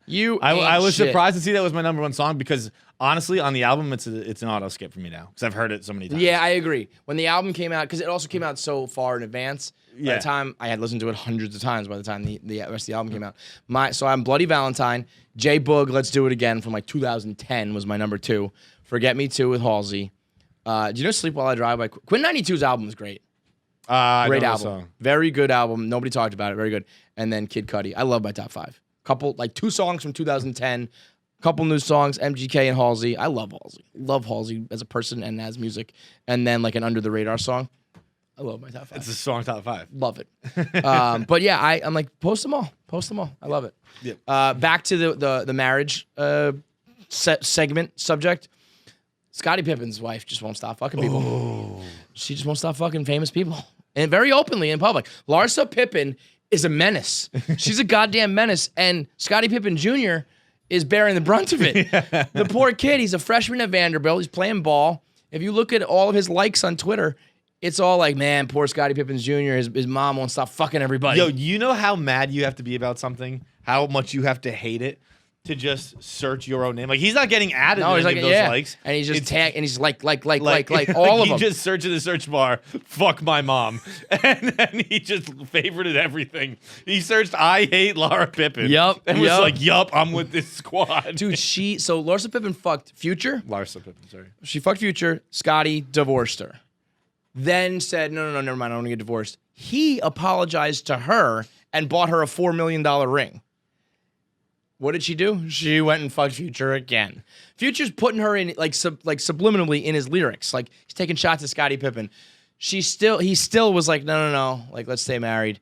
Then there was rumors she was fucking Ben Simmons, which she came out and said no, but they were in the club together and they were seen leaving like 5 minutes apart, which is like when you're trying not to be noticed, but you get noticed. She was like, no, I'm best friends with the Kardashians. I would never do that. It's like, I don't know about that. And now she's fucking some scrub. Yeah, I didn't Malik even- Beasley. Yeah, that's the point. It's like, well, at least if your mom's gonna be a hoe, or your wife's gonna cheat on you, at least let it be a fucking star. At least Future's a Wait, so big is she deal. still married to Future? I think I don't. Scotty? Yeah, I don't think it's like officially divorced. Which yet. I respect because, as we just mentioned, Scotty's like, you can fuck whoever you want, you little bitch. You're not getting half my money. Yeah, right. Well, they had a prenup, so he was like, so they had a prenup, and when he first tried to divorce her, he froze all their assets. She was broke, so she moved in with Courtney, and Courtney was like paying for her to exist, which is just like, how about you just stop fucking people and keep the gravy train rolling, you know? But what I read was like that she's just trying to overturn the prenup and get as much as she can. It's like, yeah, no kidding, you're trying to do that. That's what the prenup's there for. Right. If you can just overturn the prenup, I think you have to, like murder somebody to overturn the prenup. There has to be reasons for it. When it's like, Your Honor, I moved to like tear up the prenup. It's like, why? It's because I want to fuck Future all the time, and I also want the money. Yeah, no kidding. That's why the prenup exists. But yeah, poor Scotty, both of them, Scotty and Scotty Jr. I mean, Larsa just. Can you imagine if this is how she behaves when she was married? What's she gonna do when she's fully single? Not even an ounce of guilt, or not even any reason for her to hold back. I will say, Larsa Pippen, what up? She is a sexy 46-year-old. If you want to fucking head me? to a Hungarian gutter, I got a place that we can go, and I'm in. I'm all in with you. I'll be honest. I don't know if I could fuck Larsa Pippen. I could. Like, I think I would be way too nervous. I mean, this is a bad bitch. She fucks Future. She fucks NBA hoopers, and now she's gonna fuck me. I don't think. I'm just saying, this is pure speculation. I don't think that. Up here, I would do it. I don't know if my dick would. I mean, my dick would be like, I don't know if we can do this, man. I think in the moment, I don't know. I think I could do it. I need overwhelming 2 whiskeys and a Roman, but like I think I could get there. I like that. 2 whiskeys and a Roman. That's like 3 beers and a Fanta. 2 whiskeys and a Roman has legs, John. 2 whiskeys. That could be a segment or a video series or something. Like, send in your 2 whiskeys and a Roman story. Oh, I like that. Yeah, I mean, I would try my damnedest to make it happen. I would try to fuck Larsa Pippen. I just don't know if I could. That's also a time when you've done the I just want to taste you, and you get down there, fucking start churning butter. If you're ever eating it doggy like you said, so you're kind of bent over too, and you're just your ass is up, your dick's kind of tucked in, but you're just. You're almost like pulling on udders. You know what I mean? That's like, why. Please get big. Please get big. Like the doggy, so you're off the bench. You can't feel the bench shake. You know? You turn into that meme of the guy. And you know what the worst is? When you churn and you helicopter, and you're like, all right, I think I'm good enough. And then in just like the 2 seconds it takes to stop and get there, you lose it just enough. You know? Can't let your dick breathe. You can't. It's got to be Fucking airlocked. suffocate It's got to that be shit. airlocked. Because it's like... You got to be choking it or suffocating it. Yeah. And sometimes you got to choke it in, you know what I mean? Squeeze all the blood. It's almost like the toothpaste tube. You're squeezing it all to the top, and then you put it in. And you let it go, and it just... it like expands into the vagina. Having sex is so hard. All right, voicemails, and then we'll get into... Oh, we got to do them in the asshole, too, huh? All right, we're going to get into our voicemails and our interview with Gabriel Iglesias first. It's a long podcast already, so we're not going to do too many, but we got to get, it's Thursday, so we got to get some Am I the Asshole in there. So Nick picked out a good one. Let her rip, Nikki. What do we got? All right, so this was from a DM. We got, am I the asshole for refusing to be in my family's Zoom-themed Christmas card? Side note, we all live together, so we don't actually have any reason to do a Zoom one outside of it being very tacky. So they're just like, it's the theme of the year, so let's do it? Like the guy who dressed up as a Zoom call for Halloween. Right. I don't even. So yeah, you're the asshole, but like you're also not. Everyone's the asshole here. Just fucking do it. But it's be normal. If your mom, listen, Christmas cards in general are tacky and narcissistic and stupid and pointless. And so your mom has a stupid idea for an even sillier themed one. Yeah, it sucks. But what are you you're gonna like lose? You know, it's just gonna hurt your image. Or you're gonna lose clout because you were part of your mom's dumb Zoom Christmas card. Just do it. I agree, but also I appreciate that there is something inherent about humanity and Christmas cards that when we come out of the womb, we know 1, inhale and exhale, And 2, the moment someone asks you to post for a Christmas card, raise fucking hell. I was like No! 2 years old. I was like, absolutely not. Are you to send to your friends about what your baby? No, I'm not doing it. Like I didn't. Dude. I couldn't speak. I couldn't understand what was happening. Like the second they put you on Santa's lap, it's like, get me out of here. I'm not being part of you gaining clout. Get out of here. Like, I'm not interested. You're not going to post me for your fucking likes, Mom. You're not going to send me to your friends so they can hang me on the fucking fridge. Get me off the stranger's lap. I think we have struck a nerve. Bro, I threw such a piss fit once. My take was just take the picture. No. Not over here. I always take the picture, but you have to, like, I make you fucking earn it. I'm like someone who, like, you don't have a weapon and, like, you need to kill me to survive, and I'm gonna fight back. Like, I'm gonna make you beat me to death with your bare hands, and I'm gonna go out fucking screaming. And, like, the ironic part of that is that's not how I'd go out on life. I'd go out probably with a whimper. Right, but only in this case. In this fucking case, I'm fighting back. In these fucking situations, dude, my dad, a grown man, had to beat me into it once. He was fucking. I've told this story before, but we were taking a picture. We were at Baker's Beach in Westport, Mass. Oh, yeah. And my dad was just whipping dead crabs at me, being, just fucking smile. And I was like, I won't. I was taking those things in the chest, fucking frowning right back. I was like Happy Gilmore getting ready. It's like, go ahead, throw another one, bro. Throw another one. I'm still not gonna fucking smile for you. If I was your father, I would absolutely beat you. I would absolutely abuse you. I would beat you senseless. The belt, the comb, I'd put cigarettes out on you. I would beat you to death if you were my son. Yeah, probably should. Like, he should have. He fucking missed the ball on that one. Now we got. Well, now we don't really have much of a fight still. No, he would still beat the shit out of you. But You would like, get some licks in on him, but he would beat the shit out of you. Yeah. But like, I just think it's a pretty interesting sociological study how we know to fucking. Well, I'll be honest. I was kind of with you on the surface. I don't know if everyone knows to do what you just said. I think a lot of people are like, I don't want to wear this shirt, Mom, and I don't want to sit here. I don't know about Johnny fights to the death over here. If you want to be a coward about it, sure. You fucking pussies won't actually go out there and fight the wars. You need people like me. You want me on that wall. You need me on that wall. You need fucking people like me so parents tell their fucking parent friends horror stories. You need me to go to Afghanistan and fucking civilize the nation for you. We need to take a break again. It's 3:50. You're 10 minutes early. Holy shit. Did I catch you go to Afghanistan to civilize? Yeah. When your mom didn't ask you to wear that nice shirt, when your mom was like, whatever, you can put on whatever you're wearing, that's because of people like me. They heard whispers of that kid up in fucking Massachusetts, that kid up in Rhode Island. That's from people like me making waves. You might not know it was me who was your hero, but I am. You're welcome. Yeah. You're welcome, America. I don't even need your thanks. Just know it was me. Oh my God. Yeah, I would definitely abuse you. Yeah, I'm the reason your parents will sometimes go, you know what, we'll just use an old picture from the summer. That's because of me. Dude, my kids just did their Christmas. Thankfully, the Christmas picture thing, their mom takes care of it.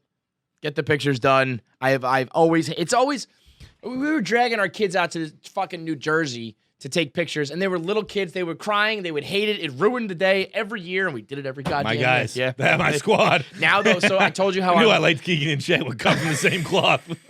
I told you how, I hope not. I hope I don't have to beat Keegan. I will. I'll beat him if he's like you, though. You know how I told you we're doing that Elf on the Shelf thing, and we're abusing the kids? Well, now, the latest I got is this thing, too. This is fucking money. I'm going to use this on them all fucking day. Just call this number here. Oh, yeah. Oh, yeah. Merry Christmas! Call Santa. This is Santa Claus, and you will In a reach horror my film? personal hotline. We have been very busy making all of those toys to deliver on Christmas morning. Bro, this could be And Jigsaw. I want you to know Why? Family The start of that call? That's The ho ho ho. It sounds more like says, John. That's not a ho. Like a That's yeah. Guess who it is? Well, that's Your fucking nightmare, Well, kids. good. That's what I want it for. I don't want it to be like, hey, kids, it's Santa. I want it to be like, hey, kids, it's Santa. Go the fuck to sleep. I got Elf on the Shelf ready to kick your fucking ass. I got Santa on speed dial. Eat your fucking dinner. You know what I love about this show is we rather regularly bring up how, just the difficult times that you have on the internet and what that does to you mentally and whatever. And in the last 2 episodes, you're like, I have these 2 new tools to psychologically torture my children. Absolutely. And it is awesome. Well, because I'll tell you what, Shay's turning 5. I've had kids for the last 5 years, and I've been losing the war. Okay? So I need some tools. I need some weapons. I need somebody on my side. And I got this little fucking elf and this phone number, and I'm going to use it. That's so I don't have to use the belt.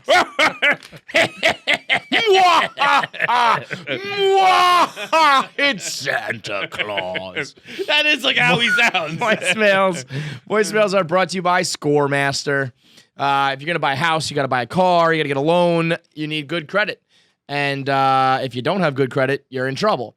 And luckily, if you don't have good credit and you're in the hurt shop and you're getting bad rates or you're unable to acquire a loan, ordinarily, I think in the past you were kind of fucked. You have to just slowly build your credit back up and try to do it the right way. Well, now Scoremaster is here to help you boost your credit score by more than just a few points. It's not that weak shit. Get that out of here. We're talking about raising your points, your score 61 points in 20 days or less. So let's say you're trying to get a car and your credit score is in the 500s. All of a sudden, bam, you're up into the mid 600s and you can get your score. You get your car at a much, it's a much easier process. You're getting a home loan. You raise your score 61 points. You're talking about like the difference of $100,000 over the life of your loan. You're a small business. You got to get a loan to, procure some products, some goods, some services, some talent, some resources. Get yourself a loan and get it at a better rate because you raised your score courtesy of Scoremaster. They put you in control of your finances, not the banks. Fuck the banks.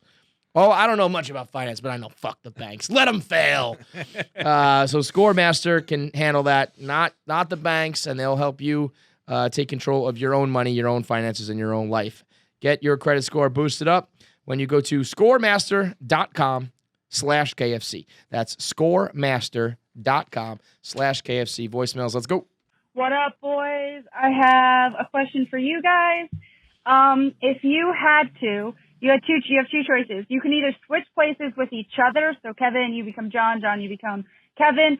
Or at random, you'll switch places with any of the females at Barstool. You don't know who it could be. It could be Casey, Lindsay, doesn't matter. You don't know who it is. Would you rather take the chance of being one of the Barstool women or each other? Fights that mean you have 2 kids. KFC, that means your kid's free. Let me know what you think. All right, boys. Bye. This is a tough one. I don't think it is. Oh, for you. yeah. Oh, for you, it's real tough. For me, it's not. Yeah, for you. Now, you so, could. Just to be clear, you're choosing to be me. Yes. Yes. Wait, is it a 24-hour thing or permanently or what? I think it was a random switches. I think permanently, and then it can't be permanent. I want to be a girl for a day for the obvious reasons we've talked about many times before. I just want to fuck a bunch of things. So it's not. I wouldn't care who I became. I could become any of these girls. I would fuck myself. No, but there are other girls like I definitely don't want to be. Like I do not have any interest in becoming Casey. Like it must be fucking just a maelstrom in that head. Yeah, like an absolute torture chamber. I talked to Casey enough to know. I don't want any fucking part of that brain. Now, also, I mean, I love her to death. Would not want to be Kate right now. Do not want to become a pregnant woman. Nope. I could be Rhea and just smoke weed with Hank. I was gonna say Rhea sounds great. Yeah. Brianna. Well, Brianna's constantly hungover. I don't know if I want to be her. But any of the younger girls with no responsibilities who are just chilling. Yeah, sure. That could. Yeah. But permanently, I don't want to become a girl forever. But for you. I think it's an easy one for you. I don't think so. I think you would be insane to choose me. Okay, yeah, that's like I'm pop into me like what is the upside? I'm leaning. Well, I guess the upside is I still get to do my show, and I'm just doing it with I'm doing it in the opposite body. Ladies And I get and gentlemen, I asked John a very simple question. What's the upside?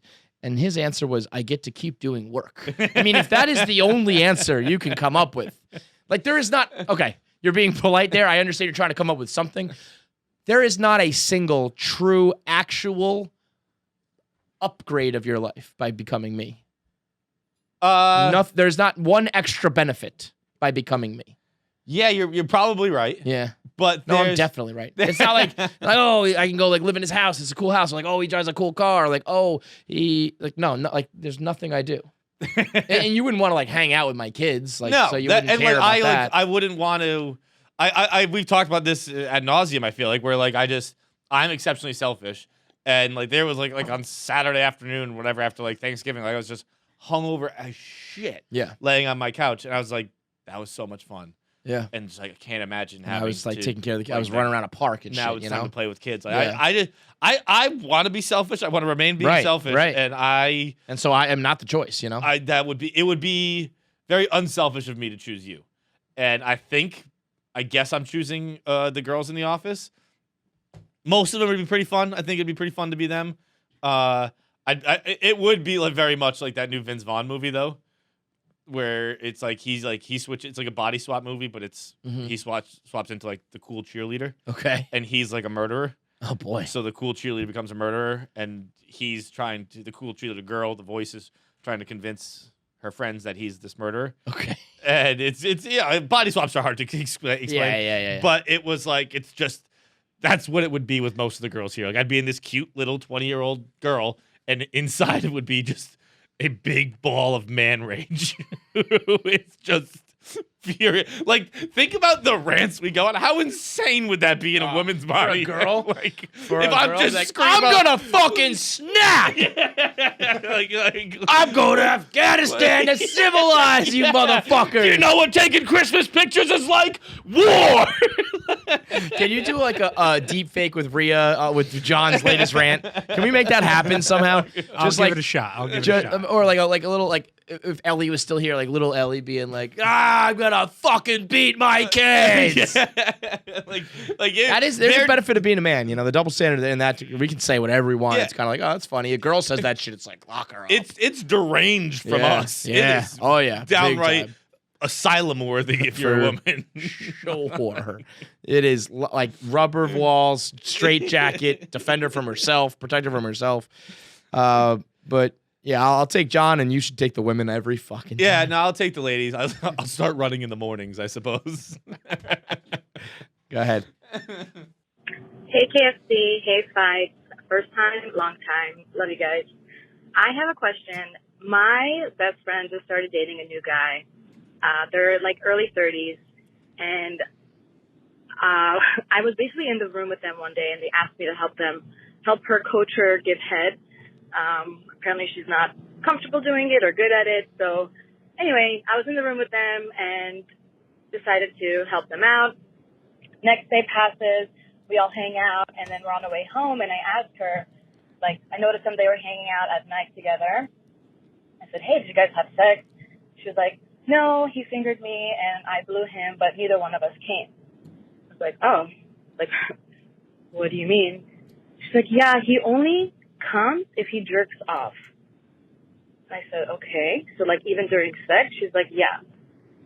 So I know that this guy hasn't really dated like anyone in a while. And I asked her, I'm like, do you think this guy's gay? She's like, no. But does this happen to dudes if they haven't been with a woman in a while? Like he'll be getting head or they'll be having sex and he'll just like pull her off him and jerk off to come. I've never heard this. Curious on what you guys think. Anyways, love you guys. Bye. I love, by the way, just absolutely no reason for the beginning of the story. Yeah, just a what up. Just wanted to tell you that I teach girls how to suck cock. And I'm into it. I was listening to that story like, let's go. But there's absolutely no reason. Great storytelling. Yeah. Huge hook. Right Away, I was like, and I mean, as a matter of fact, like, I thought there was going to be a follow-up, like Like, did she not do what I told her to do, or do I give bad tips or something? Because if she gave you all the tips and then the guy didn't come, No, there was no need to promote. Zero. the Just yoke. I blow dick and I talk about it. What up, girl? KFC radio like, callback. look, there are coming your way. sometimes where like I'll be like kind of fiddling on my phone during a voicemail. I put my phone down. It was appointment TV. Like, this is yes. we're gonna have to listen to the rest of this one because Brooke is on the line. Now, was her name Brooke? No, Brooke. Heather Brooke. Got it. Yeah. Brooks are hot. I knew it was a Brooke in elementary school. Her name was Brooke. She was so fucking hot. She was outrageously hot. Like, we were young children, and I remember being like, this chick's too hot for her age. It's like, we're 9, and you're fucking sexy. I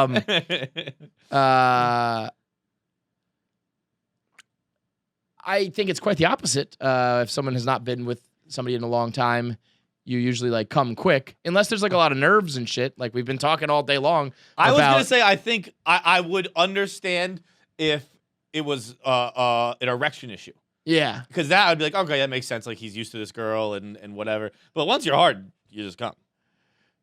Yeah, I mean, I would think as a person who's like, once you're hard, you just have to come. But maybe not even out of like not even what out if of, he's out of drinking or blue something? balls, which is fake. What if he's drinking or on drugs or coke dick or whiskey? And it's like he was able to fuck, but he's like, it's not gonna happen. That happens. Yeah, that's true. That happens. And then because when you're like that, a good old hand job, you know, with some grip, you know, it gets done. That shit in the vice. Yeah, you know, like your vagina and your mouth feel better, but if we need to get it done, if we're trying to get from point A to point B the fastest, it's the kung fu grip. Just strangle me.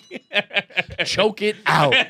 Yeah. So, you know, there are some explanations. If this is every time, if it's like, yeah, he can't come. I don't know. I'm either if it happened like one time, it's like maybe he was drunk or whatever, and he just needs to get the job done. And if it happens every time, maybe he's just got like a kink. I don't know. Maybe just like that's how he's got to go. Likes jerking off. What's weird is if it's like every now and then. Then I think that's bizarre. Yeah. I mean, I've said it before where like I was like so scared of pregnancy when I first started having sex that like I definitely just jerked off on people. Like it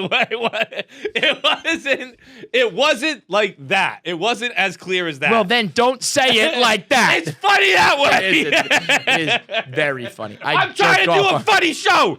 Comedy, folks. Look it up. I jerk off on people.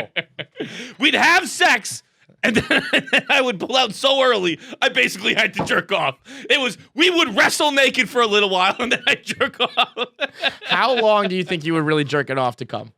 We're talking like a 30 seconds? Because I've definitely pulled out early and been like, shit, can I go back in for a little bit?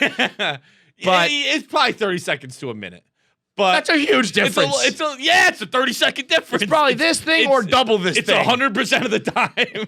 But it was definitely like all right, like we're just going to pull out insanely early because I didn't even like know pre-cum was a thing. Yeah, and it's like the damage could already be done, kid. Pull out really fucking early and just fucking loft it up at you. Were you fucking raw when you were a kid? Yeah. Really? I weren't that afraid of getting bitches pregnant then. Well, yeah, you're right. I mean, it wasn't always. I told you I used to use the unlubricated Trojans because I was like, anything that makes this a little more slippery or whatever is dangerous. I might, you know, I want a fucking plastic bag up in there. It definitely wasn't always raw, but like I would have sex condoms. I'm gonna make regularly. like a garage, like a cover band called Unlubricated Trojans. That's gonna be my band name. Thank you. We are Unlubricated Trojans. Good night. Oh, those things were terrible. I don't know what to tell this girl. It's like maybe he likes hand jobs, maybe he's a little bit drunk, or maybe he's a total weirdo. One of the could be all three. Could be yeah. Just you know what though? It's like who cares? You come from the mouth, you come from the ass, you come from your pussy, you come from a hand. Who cares? Yeah. Like we put so much pressure. Come from a robot. Sure. Right? Come from nothing. Come from thinking. You come quick. You come too long, too short. Like, we put so much stock into this. It's like, who really cares? It's like Kurt Cobain said, come as you are. However you want to come. As long as it's all consensual and shit. What's the problem? It's like you're literally talking. Big addition to the C word there. You're literally talking you about. Want to jerk off in an elementary school parking lot? Whatever.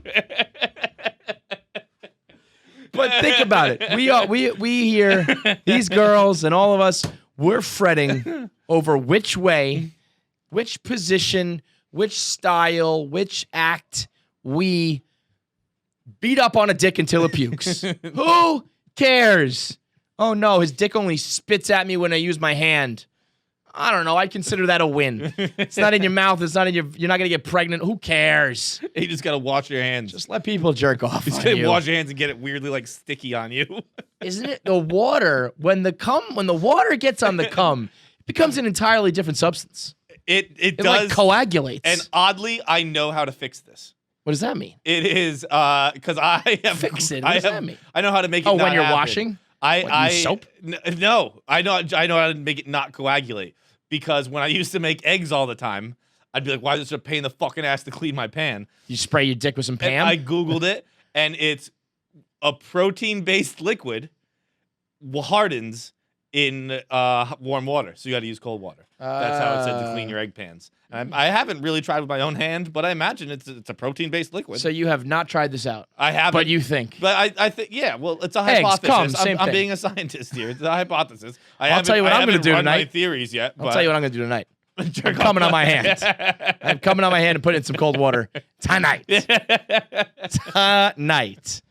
All right, last voicemail of the day is brought to you by Features. New socks that are, they take the sock game serious.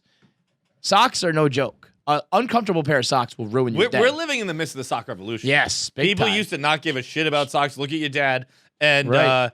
They were and uncomfortable. Now They were everyone's got, unsightly. like, nice socks. These socks, they have a left and a right, so they actually fit your feet properly. They're and not for just days when you're really not feeling in control of the world, you can put them on opposite feet. which is John, you can do that, yeah.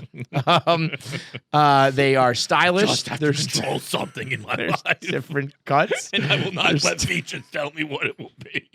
There's different styles. They are.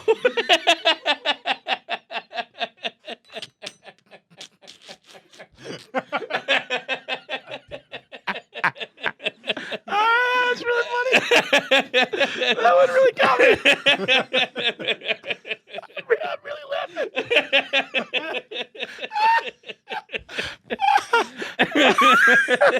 You hit that one perfect. Oh man. Oh man, that was funny.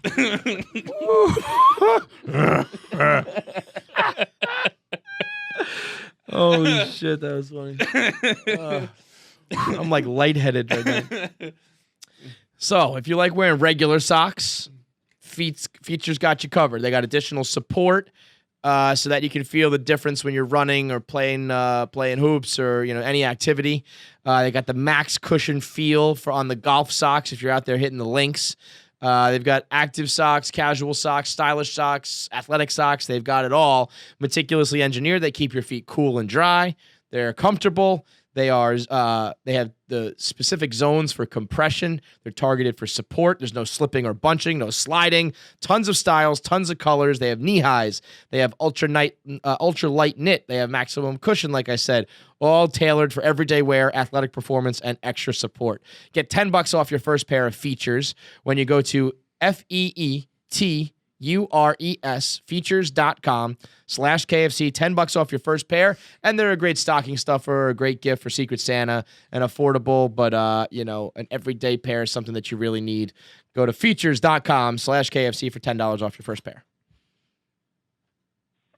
What up, guys? It's Austin.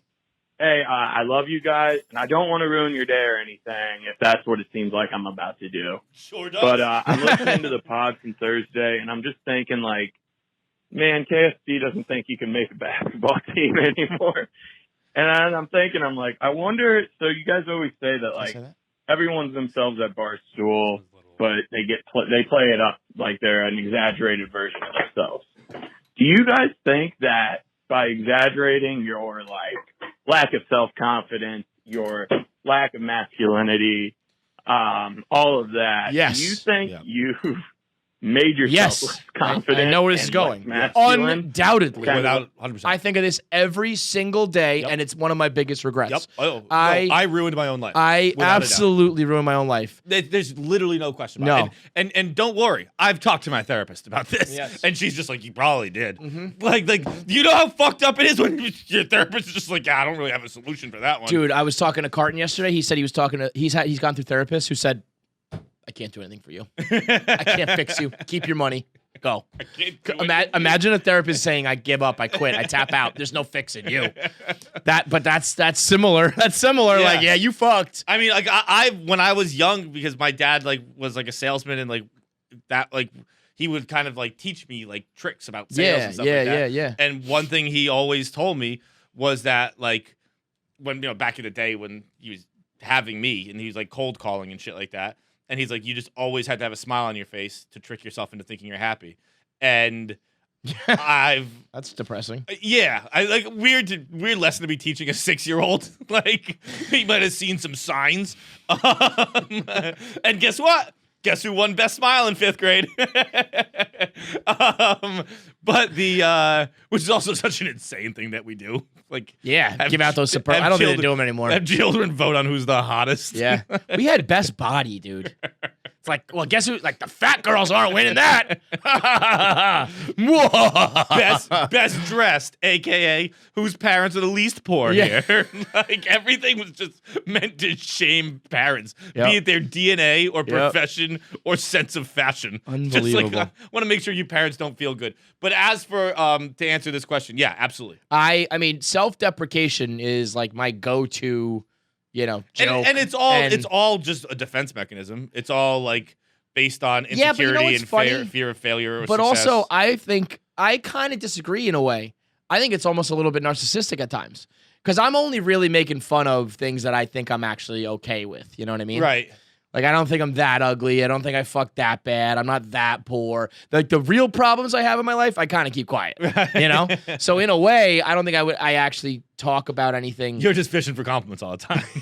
Don't worry, Kevin. You can make your high school basketball team. No, it is. I mean, who is this guy? Like, no fucking chance I could make a basketball team right now. Right. Why is that a thing? I think he just meant like, because like even if like my mind was transported back into my body, that was the captain of a hockey team, my mind would be like, we're not making this team. Right. But, like the 36-year-old guy not making the basketball team, I don't think is that. But whatever. I've always said one of my biggest regrets, I think I'd said this in my Behind the Blog with Hard Factor Pat, is that like my go-to style of humor is, like where the Irish drunk guy with the small dick and, bad self-esteem. And I think that's fine and that plays. I think the problem is we work here where not everybody else does that too. Yeah. So if there's other guys who are like talking themselves up or don't put themselves down in the same way we do, and then you are, and then it grew so big, like fans start piling on and everybody believes it, and next thing you know, it's a self-fulfilling prophecy. Yeah. And I absolutely wish But also like I was never any different. Like it's not like I was like you were signing up for Barstool, like you were signing up for a fucking high school tryout and be like, here's the position I'm gonna do. Here's the comedy I'm gonna do. It's like this is how I've been funny my whole life. Right. But I don't think I was ever like ultra confident. But when I started blogging for fun, and then people told me it was funny, and I started to gain a little bit of steam, and then the early days of Barstool where I got good feedback, I think I had like some confidence in me. I was like, oh shit, this is like working. People think I'm funny, you know? And then like we started doing video and people made fun of your appearance, and then we get like competitive and guys are making fun of you here and we get bigger and da-da-da. And now I don't know if I would have the same confidence. Like you said, like if I traveled back to hockey, like I don't know if I even traveled back to like the first Sure or Not days with this mindset, if I would ever be like, yeah, I'm going to keep blogging every day because this is fucking funny. Right. I think I'd be like, well, what's the point? I'm not going anywhere. Isn't that, Yeah, I think it started out as like, I'm making fun of myself in things that I actually think I'm pretty good at or okay in life with my life status. And then it spiraled to being like, again, self-fulfilling, where I was like, now I think I've like poisoned the well for everything. Right. I mean, it's so depressing. And really, ultimately, It's your fucking fault. It's these fucking people's faults. Because if the fans were to ever speak up more, and sometimes they do, I get the occasional tweet or whatever being like, you know, like give yourself more credit, or you're funnier than you think, or like you're pretty talented, I like your show. That's also sneaky why I love the Spotify wrap-ups. Yeah. I love the people sending. I got tagged in a tweet that was like, oh, great, it's the end of the year where everyone tags like the podcasters. And guess what, people? Like, they don't care. I'm like, I care. I very much When care. I see that I was your number one listened to podcast over all like Joe Rogan and shit, I'm like, that makes me feel good. So yeah, if you fuckers would maybe show some love this way, maybe I wouldn't be a self. What's a better term for self-deprecating? It's a worse term, I guess. Self-sabotaging. I'm not self-deprecating. I'm just putting myself down in a really unnecessarily mean way. Maybe I wouldn't do that if you fuckers were nice to me. It does 100%. It is. I'm actually surprised it took this long for someone to ask it. Yeah. I have severe regrets about 1000%. what I've made myself into. Well, I feel like, which you probably could have guessed based on everything I fucking said. But you know what's interesting is like it sucks. It really sucks. Like it's a vicious cycle, if you will, or like it's like a snowball. Like it's out of control because it's like that's what makes the show funny now too. Yeah. That's like what people like. But it's like, oh, it's coming at a horrific expense. Like when you find me hanging from the door, it's because of this. At best, it's coming at a $300 a week expense. At worst, it's coming at a life. If you could go back, how do you think you would have done it? Same way. I mean, there is no different way it could have been done. I mean, you just said it was. Oh well, I don't know. I mean, I disagree with that. I don't think I could have think- decided to do like Nick Tarani's like type of humor. No, I couldn't but do that. No, I think I just would have been almost like borderline arrogant.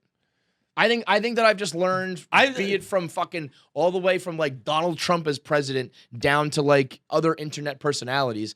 I feel like the people who are just like, I'm fucking funny. This podcast is good. I'm better at this than most people. You should follow me. Like they do good. And they feel good. And then like, and even if I'm at home, there are people who do that. I'm at home going like, I don't agree with that. Like, you're not that hot. You're not that hot shit, you know? But there's a lot of impressionable people out there who just buy into it. I think that's what I've realized is that maybe I think when you're that person, if you have the goods, if you're really fucking talented, like, you're fine, whatever.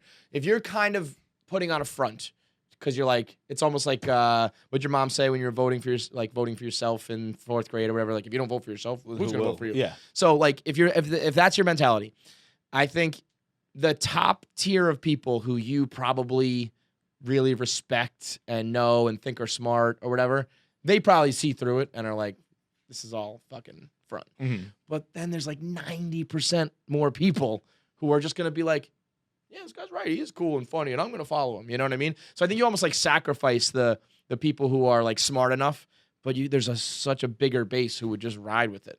You're right, but also like, I mean, you're 100% right. But that's just never who I've been. I mean, you just said I was in 4th grade, and I was like, I wouldn't vote for me. Right. I wonder. I don't know if I was. So like, I will take a little pressure off everybody. This wasn't you. This was me. I've been working on taking this fucking place down for a while. I don't think I was ever the opposite of it. I can't. It's not like I was walking around in 6th grade like I'm the fucking man, and then I like started to put myself down and ruined it. I just don't think I ever thought this way. I still don't really do it. It's like, I think it's a little weird when it's almost like you're manipulative in a way. If you're thinking about that all the time, like, all right, I need to present myself as such so that I convince these people I'm worth their follow and then they'll pay, you know what I mean? Right. Like, it's like, whoa, boy. And that's why I think again, this play is because it's just like, I don't think that way. And I just am who I am. But I think it hurts like negotiations for contracts. I think it hurts like building up your public persona to other people, to clients, and da-da-da-da. But I just never, it's never that I had it and lost it. I just never thought that way in general. I think I would do it differently. I think if I could go back, I would think that way. I think I would be saying to myself, like, you know, even now, like I gotta get back on promoting the show because sometimes I watch a clip back and I'm like, that's not that funny. And I don't think that's worthy of like, check out our show. It's like, oh, I don't think that's that good. But there's like a lot of fucking people who are like, that is funny, or like that's good enough, or I listen to that show and that's what I like. So like I wish I did. I would go back and I would probably make fun of myself a little bit less, or I would balance it out. I would still make fun of myself, but then there would be times where I would flex and be like, we have one of the best shows, or I can't even do it right now. I can't even do it right now. One of the biggest shows in the world, Kevin. Go ahead, say it. Yeah, I can't do it. One of the I'm biggest actually podcasts surprised. in the entire fucking world. You're usually better at it. You What? usually. I'm good. You remind me. I'm good at doing it to sometimes. you privately. Yeah, like public. That's the thing, is because publicly, I feel like you sound like a dickhead and a douchebag. Right. I'm always like, it's for other people to compliment, not for me. But the problem is, when other people don't do it, then it never happens. So I'm just begging for compliments, please, God. But to answer your question, and you know what the worst part was? The way that son of a bitch laughed the whole time. Like, so I was thinking about you fucking guys. And I was thinking about how much you've ruined your life. Do you regret that? Because I would. Fuck you, man. Okay. Let's talk to someone who has, an amazing career and has incredible amounts of confidence, I'm sure. We got Gabriel Iglesias on, who, we changed Gabriel's life forever. We really did. As you'll hear, Probably for the bad. Probably like what we did to our own lives. pulling him down. Come on down, Fluffy. But you'll hear right in the top of this interview, he remembered what we like. He recalled our first conversation together last time he was on the show, where we talked about we did ATI with him. We talked about aliens and all sorts of conspiracy shit, and he said he hasn't stopped thinking about it. And so we changed his life forever. He's like, I was. Never asked. Yeah, I've never been asked that question before. We radicalized Gabriel Iglesias. When you see him at like a rally, and he's like outside the White House, like, we want answers. We deserve the truth. It's because of us. All right. So Gabriel is brought to you by Policy Genius. The holiday season sure knows how to lighten your wallet. Boy, is that fucking true. God, these Christmas gifts are getting so expensive. I forgot. I got to start doing that. I'm really, really bad at that stuff. Yeah, Really, it's creeping up which too. comes as no surprise, I imagine, to people. No, but like, I can't believe you have not outsourced that to your girlfriend. Just like she's particularly got to take care of horrific. that. So December, it's one of the most expensive months of the year. It's the busiest month. So if you're looking for a fast and easy way to put some money back in your pocket, which is like, yeah, everyone is doing that. Who's like, nah, I'm not really looking for a fast or easy way to put money in my wallet. That's not me. It's like Bezos and that's it. So why not reshop all of your insurance rates with Policy Genius? Policy Genius combines a cutting-edge insurance marketplace with help from licensed experts, so you can save money on home and auto insurance, an average of $1,000 per year. Damn, $1,000. Better yet, it's really easy to use. Head over to policygenius.com, answer a few quick questions about yourself and about your property, and then Policy Genius does the rest. They'll compare rates from the top 30 insurers, from Progressive to Nationwide, to find the lowest quotes. Licensed expert will look at the ways to maximize your saving, including building your home and auto policies, and they'll find you a better rate than you're currently paying. And then they get you switched, which is the really important part. They'll get you out of the old one, they'll get you into the new one, and they do it all for free. Go to policygenius.com to find out how much you could save on home and auto insurance. And if you're feeling that pinch from the holiday season, it'll be nice to know that you got some money coming your way later this year, throughout the year, when you go to policygenius.com and save on home and auto insurance. Fluffy, let's talk to him. You didn't fucking subscribe. So I did it. So subscribe so there's no more blood on your hands. it was hard to hold my breath for that long. You absolutely didn't have to hold your breath. I didn't want you really committed. breathing. You committed to the part. That was a method acting. It right also there. wasn't that long. I think I just have COVID. What's going on, man? Look at, just so you know, it ain't no joke. Look at that. That's Oh yeah, you got the real shit. All right, you're doing the real deal. Yeah. How we doing, man? Look at, it's like the guy that's sitting on the edge of the bed. How unbelievable is that? You can just say the guy on the edge of the bed, and everybody knows exactly what you're talking about. What would you do, man? Could you imagine if that was you? Holy shit! I'd still be at home. Man, that is His name was Wood, right? Wood, yeah. Yeah, his real name's Wood. Yeah, no, his name should have been Trunk. How you holding up, man? What's good? How are you doing? Oh man, so since the last time I talked to you guys, I think the first time I ever alluded to the fact that well, first of all, no one had ever asked me a question about the idea of something else being out in the universe. And so when I said, I was a little bit of conspiracy theory, I remember one of you guys pulled up a chair and you're like, I want to hear this. Yeah. All I've had is time to just sit and watch freaking conspiracy theory videos and videos about the pyramids and monoliths. And monoliths, dude, man. I gone down this ugly rabbit hole of like, what am I doing with my life? I'm like that character that Woody Harrelson played in 2012, where he's on the top of the mountain with a backpack and a radio, and the end is near. That I honestly feel personally responsible for that. Now we really made Gabriel Iglesias question his faith. I mean, the thing is, once you go down those rabbit holes and you really start to read some shit and watch some stuff, it's overwhelming because you're just like, well, wait, what about this and what about that? And if that's true, then that must be true. And if that's false, then that's true. You go crazy. YouTube doesn't help. YouTube's like, you think that shit's cray? Watch this. What do you think's going on with these monoliths? I don't know, man. Like, I find it hard to believe that some, supernatural creature just. Oh man, I forgot my keys. I left them over in Utah in between these rocks. That's my. I think it's just some rich dude who said, you know what, let me have fun with the world. And he saw far enough ahead where he's like, you know what, Google Maps can't track me on this one. Well, and then it popped up in Romania too. Right after the one in Utah disappeared, there was one in Romania on a hillside. So it's got to. My first thought, and I think we should still do this, is if we just put up our own, if we could somehow build one of these and we just dropped one in Central Park right now, the world would go crazy.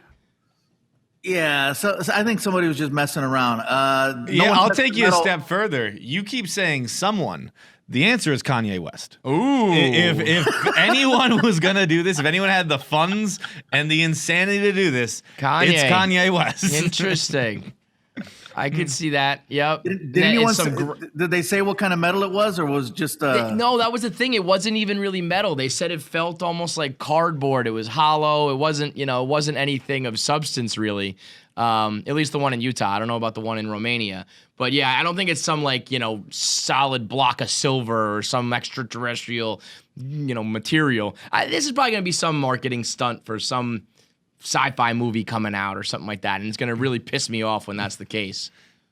Yeah, I'm telling you, it was just somebody with money that thought far enough ahead, didn't know there was gonna be a pandemic, and he's like, well, that's just convenient.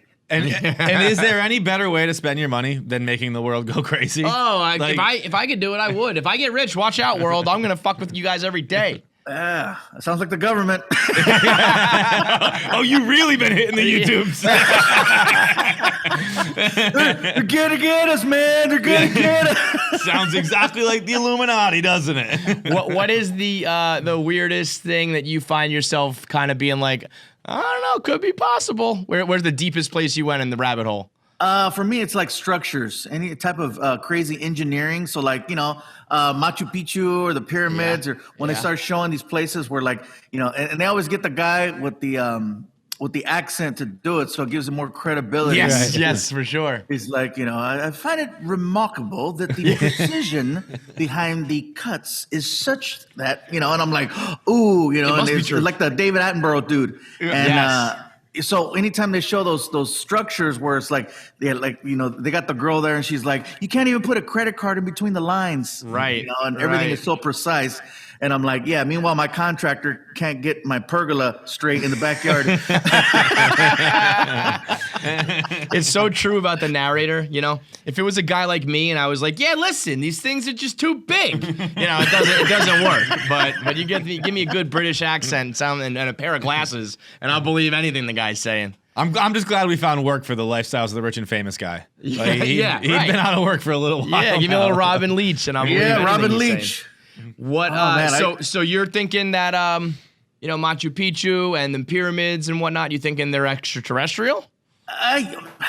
When you say it like that, it's like, people think that, all right, then you're nuts. But I'm like, well, no. I'm just mathematically speaking, based on the size of something and how precise and straight, they didn't have tools in those times, or at least there wasn't evidence of special tools in those times. So yeah, it does make you question it. Cause like I said, and when they say stuff like the modern tools of today couldn't even do that, then it's like, all right. Well then, yeah. Yeah.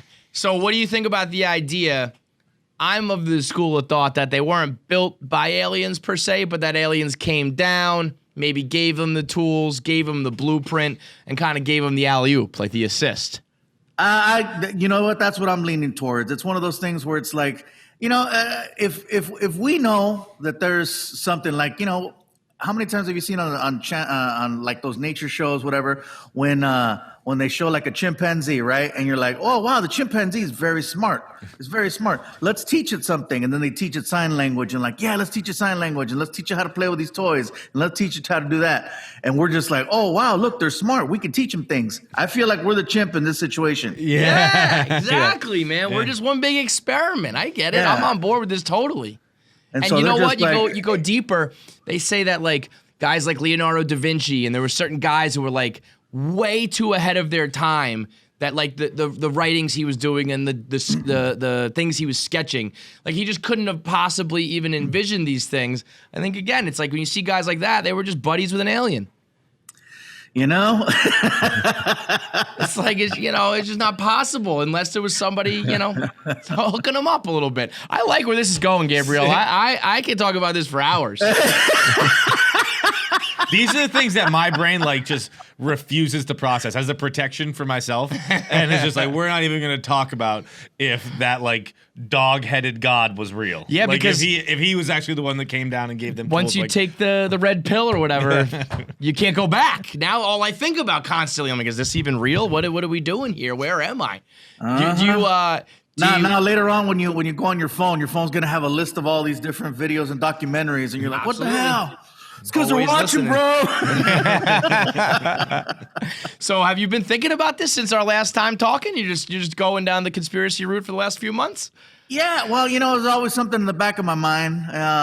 But again, publicly, that was the first time I'd ever had a conversation like that. And people will always ask you questions, whether it's about religion or sports or politics. And those are things that I've usually tried to avoid. But I was kind of like, yeah, conspiracy theories, like, JFK, that's just a part of the list of all kinds of, who's really responsible for 9/11. Now, some of these are real conspiracies, and some are just like, dude, come on. Right, yeah, right. How about a few months ago? A higher power, I'm like, I find it hard to believe that that the world got its shit together in like 200 years. To go from beating rocks together on side of a cliff, avoiding whatever animals were around, to all of a sudden, hey, look, fix my Wi-Fi. You know what I mean? That's a lot of progress in a short period of time. The government just this year confirmed that they had materials that are not of this planet. And nobody's talking about it. They just said straight up, we have this material that we don't know where it came from. Nobody on the planet Earth could build something like this. And everyone's just like, oh, that's interesting. No, this is fucking crazy. This is a crazy announcement. Why aren't we talking about it? They don't. People are so numb right now. They're just like, but are they going to open the restaurants for us to eat? Right. Yeah. Wouldn't you be so disappointed if you're anyone who's been in the government for the last 60, 70, however many years, and you're like, we can't tell people about this. It will create worldwide hysteria. You have this secret's eating you alive. Yeah. And then you tell us, and we're like, yeah, we don't care. like they kept all that a secret from us because they predicted we would lose our minds and just go into riots and burn down buildings because, God wasn't real and nothing's real. And it's like, everyone's like, yeah, no, it's fine. As long as, can I go into McDonald's or not? That's really what it comes down to, man. It's crazy. Yeah, that's what people care about right now. Hey, do I have to wear the mask all the time? When can I go eat? Because that's what I'm wondering. I'm like, man, they're shutting down restaurants. You can't even eat outside. This is bullshit. I'm tired of cooking. You know who impresses me the most of these people, though? Of the masks are the people who still don't know how to wear one. If you don't wear one, like I understand that more than someone who just still hasn't figured out how to put the mask on. Like this. Like, yeah, I'm good, right? Like, this is almost worse doing it this way. It's on your lips. It's like, just put it on normal. If you think it's a government conspiracy, or if you think that like masks actually get you sick, I can find more common ground with you than someone who has taken a year to learn how to put on a mask. Unbelievable, man. Have you Don't been? get me wrong. I'll wear the mask if I'm in public. You know, if I'm doing something, I wear it, and I wear it the right way. But you know, I'm not driving with it on. No, of course not. Yeah, and if no one's around, I'm not putting. You know, I'll do the thing where I'll tuck it under my chin and make it like some beard. You know what I mean? Yeah, like a little chin strap. Yeah. Have you been doing any stage work? Have you been out there at all? You trying to do any of this alternative comedy? I've been alternative. Yeah. I've been off the grid for about 8-9 months up until about 2 weeks ago. I got an opportunity to do a private gig in Vegas. Ooh. And I was horrible. Oh really? My god, a lot of rust. Yeah, it's like that guy who's just like buff and fit, and then he stops going to the gym because he met the love of his life. Right? I don't need to work out no more. And then they break up, and he's like, "Well, back to the gym." And now he can't even hang for 5 minutes on the treadmill. Yeah, you know, it was bad. It was rough. I forgot my material. I was just all over the place. It was uncomfortable. It felt good a little bit because it made me feel new again. I'm like, it made me like wonder, where's this going to go? How is this going to end? Because for the most part, you know, if you got your act together and you know what jokes work and you know how to close the show, then you're just like, okay, let's handle this. But man, I was scared. What is it? What exactly does private event mean? Like, how many people are we talking? There was about 100 people there. It was a special function for one of the hotels in Vegas. And, you know, they hired me to entertain their high rollers. Do you think they could tell, or was this something just you have a standard for yourself, or do you think the audience was like, oh boy? I think they were just happy to be out too. Yeah. And so it was kind of one of those things where I'd say the first 20 minutes was just conversational. Like, you guys have no idea how weird this feels. Like, we're outside. Like, we're not at home. Like, wow, I'm touching a microphone. This is crazy. Right. Did you get that same rush to, like, at this point in your career, do you need it? Are you like thrilled to be back up there, or is it like, you know, you've moved on to acting and you got the show in season 3 and like that's where your mind is going? I'm still a comic if they allow me. I will do anything else just because it's, you know, you gotta do something. If I'm just gonna rely on just, whenever they let us go back, that's when I'll go back. No, you know, I gotta do what I gotta do. So whether it's do movies, do voiceovers, do hosting, do commercials. I mean, I have hoed myself out on a whole nother level now. Right now, I think I got a couple commercials running online. One is for Old Spice. Because why not? Hit me with the Old Spice tagline. What do you do in the commercial? What's the line? Well, the Old Spice. I have this product called Below Deck, and basically it's to keep your nether regions. I was gonna say, dry. I can tell where we're going with that one. Yeah. Oh yeah, it's you keep it dry, man. So you know you take this, you go under there, and you kind of just do this number, and you know, it's kind of do one of those. Lift and spray. And you're beyond. Wow, that smells good. And it's pretty awesome. Yeah, man. If I was like in your position, I would take everything, especially the voiceovers, man. Voiceover work is the gig. You just lend that perfect voice of yours and you're done. Oh my God, I would do that for every animated movie that comes my way. Whatever. You know, and sometimes you got to create your own opportunities. Like I started selling Funkos. Look at that. You know, it's a Funko of me and my dogs. So this is the second one. And we started selling these and they're pretty popular. They fly off the shelf. So people love the holiday thing. You take your rabid fan base that you just have, like the fluffy fans, mix them with the Funko fans, and you've got yourself a recipe for a lot of fucking money. We mix them all up, man. We mix them all up. So it's like, you know, Funkos? Yeah, so, you know. Funkos have become like the new like Beanie Baby, right? Yeah, they like are. Like a Beanie Baby or it's like the a Pokemon card or a Pog or something like that. Where like people love collecting that. We have guys here who have like their desks are just covered in Funkos. Funkos are, you know, it's the original baseball card was a collectible, you know? Right. And so then little by little things started popping up, whether it was bobbleheads or Beanie Babies back then, or Pokemon cards, and now it's I don't know how I missed baseball cards. Yeah, that's a pretty big one. I skipped like 3. It's like U.S. bonds. Did you know about that world at all, or did like someone in your team come and say like, hey, there's these dolls, these Funko dolls, like get on board with it? I knew about the Funkos a few years back, but I wasn't as into them. I was more so like, ooh, I want one made. I do have friends and family that have some insane collections. My personal trainer, I'll put his business out there. That dude, he claims it's for his kids, but he has for my children. Yeah, and the kids are just like, they don't know half the figures. He has over 700. And my cousin is in the 700-800 range too, where I asked him the other day, what is the value of all your collection? He goes, well, recently when I scanned him, and I'm like, scanned him? Wow. He said he's got about $17,000 worth of Funkos. And I messed up because I asked him in front of his wife, so that really messed up Thanksgiving. yeah, 17,000, huh? We could really do that around the house. We could get a new this. We could fix that. Yeah, she was like, I'm buying a car after this. What a spot for you to be in, though, where you're like, I see the Funko passion.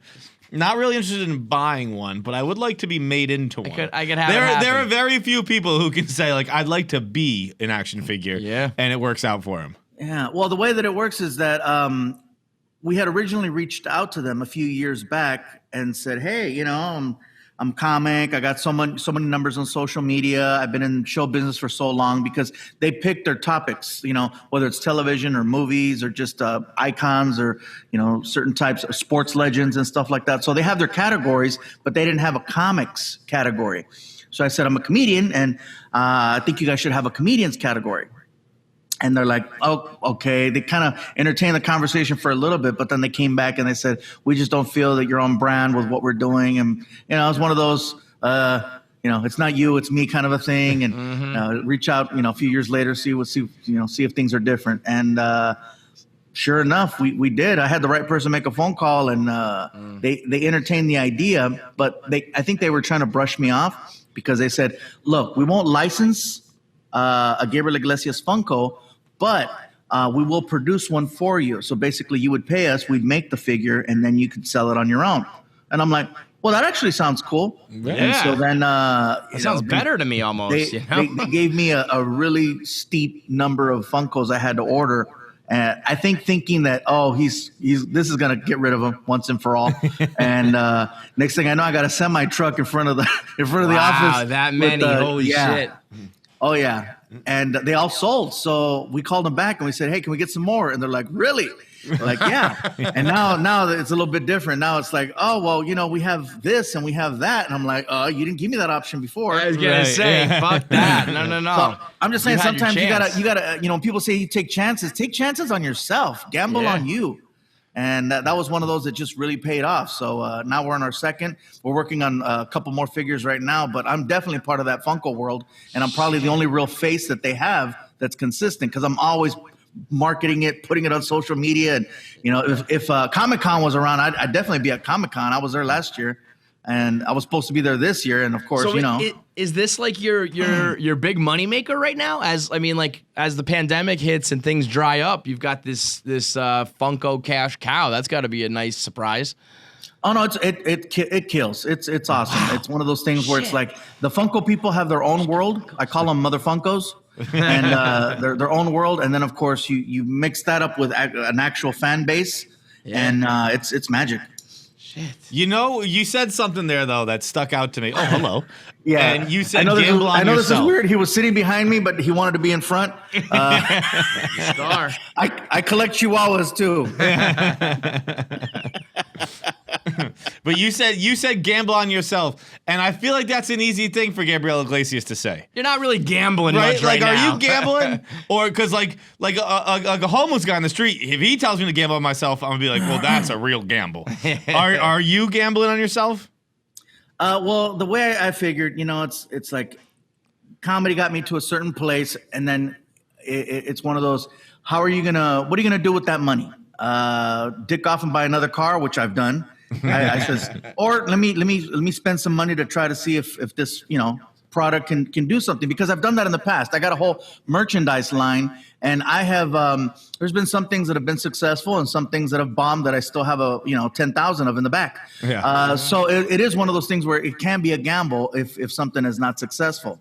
And you spend a certain amount of money to have something made, but people aren't willing to spend money to buy it, or they're like, we want it at this price, but you're like, no, I spent this much. You gotta at least spend this much so I break even. And sometimes I have lost on it. So it was a gamble, because I have lost. We got some of those merch boxes ourselves. Yeah. This keychain koozie's gonna kill it. Right. Exactly. All right, well, we got a few more questions for you here. Hopefully we can open up your mind a little bit more to some of the crazy, the rabbit holes we can go down. But we're going to answer the internet once again. Let's go with, okay, this is kind of perfect.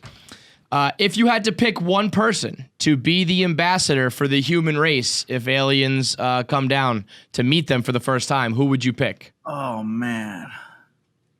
I'll tell you what, people we ask this to are usually a good answer. Like Gabriel Iglesias is a good answer. You would really be great. After this past Multicultural, weekend, I multiple think languages, sense of humor. You'd be a good one. I don't know, man. I think I'd shut down. I think if I'm that's a hell of a that's bigger than the Vegas show. So you'd have to work on your act a little bit first. Yeah, before you meet the aliens. I got to work on my whole "Hey, welcome to the world" kind of a thing.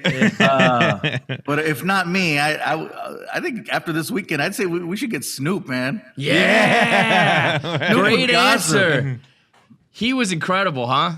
He was the star of the night as far as I'm concerned. I mean, I saw the fight, and I was excited to see Tyson more than anything. I met Roy Jones, but I was excited to see Tyson back in there. And you're a big boxing fan? What's that? You a big boxing fan? Yes. And so, to see the two legends going at it, I was excited for the first 30 seconds of the first round. And then it was, like Snoop said, this is like two uncles fighting at a wedding. It's just like, oh, my God. Yeah, he was unbelievable. Do you, as a boxing fan, do you think someone like Jake Paul or the Pauls getting into boxing, do you think that's good for the sport, or do you think it's like it makes it a sideshow? I think that it is good for the sport, because it's bringing a whole new set of eyes to the business. Mm-hmm. Everybody's talking smack about Jake Paul, and however you feel about the guy, he's got numbers. He does stuff. He's like a white version of 6ix9ine. You say he's crazy. You say, what the hell is he doing? And I can't believe, this guy is still out there, but he's out there. And so the fact that he brings these millions of viewers to a whole different world, I think it's a great thing, because, people can see and watch. And the dude, hey, say what you want. He knocked out two fools. All right. Yeah. So he can throw punches, man. I mean, I think they know how far they can take him. Clearly, he was more trained than that guy he beat in the ring the other day. Poor guy. But I think having him, I think he's like the modern day Butterbean for right now until he gets good, because his swings are they're crazy swings, and if he connects, then he's good to go. But who would you box in a celebrity event? Oh shoot, man.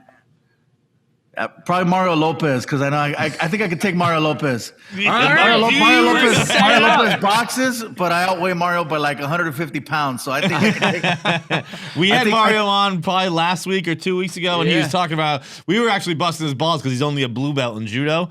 But as he explained it, the blue belt is actually pretty difficult to get. Yeah, no, he's very gifted, and I'll take nothing away. But I'll kick his ass. Size matters. Case does matter. Hey, don't make me get the big microphone. Right? I love Mario. Mario and I are friends, but yeah, man. If I was to connect even one, man, he's out. I got him by a lot. All right. Would you rather live with your parents for the rest of your life, or you always have to use toilet paper as napkins? Ooh.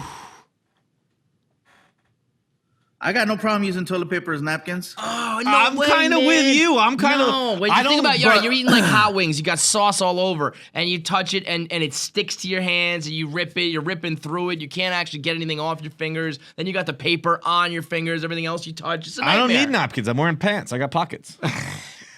You got me there. I'll wipe it on my boxers. Nobody sees inside my pocket. Put my hands in my pockets and wipe them off, and then that's it.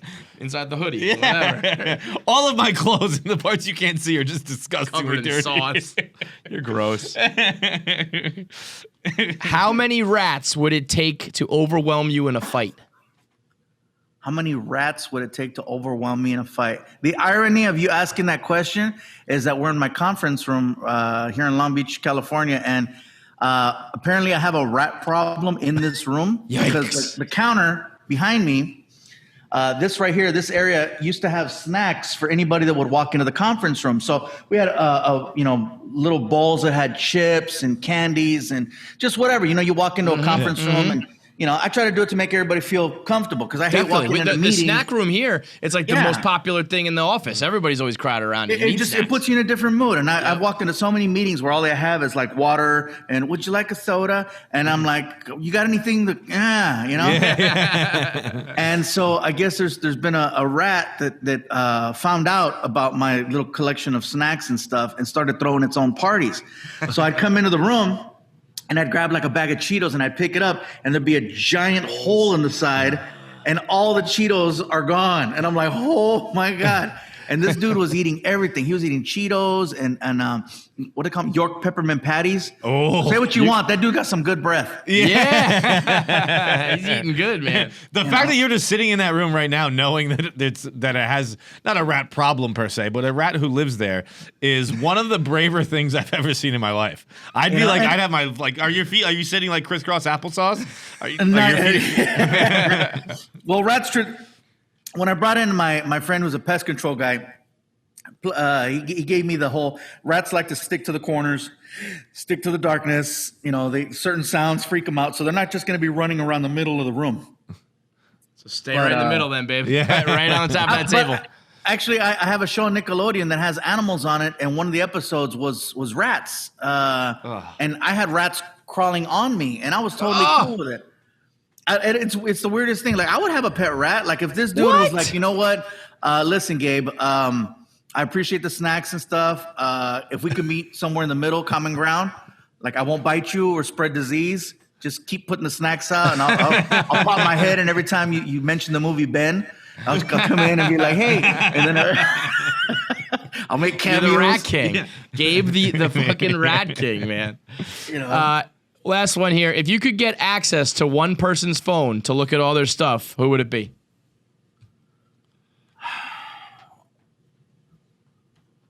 Probably President Trump's. What are you looking for specifically in that? I don't know, man. It's just one of those like, let's see what happens. Because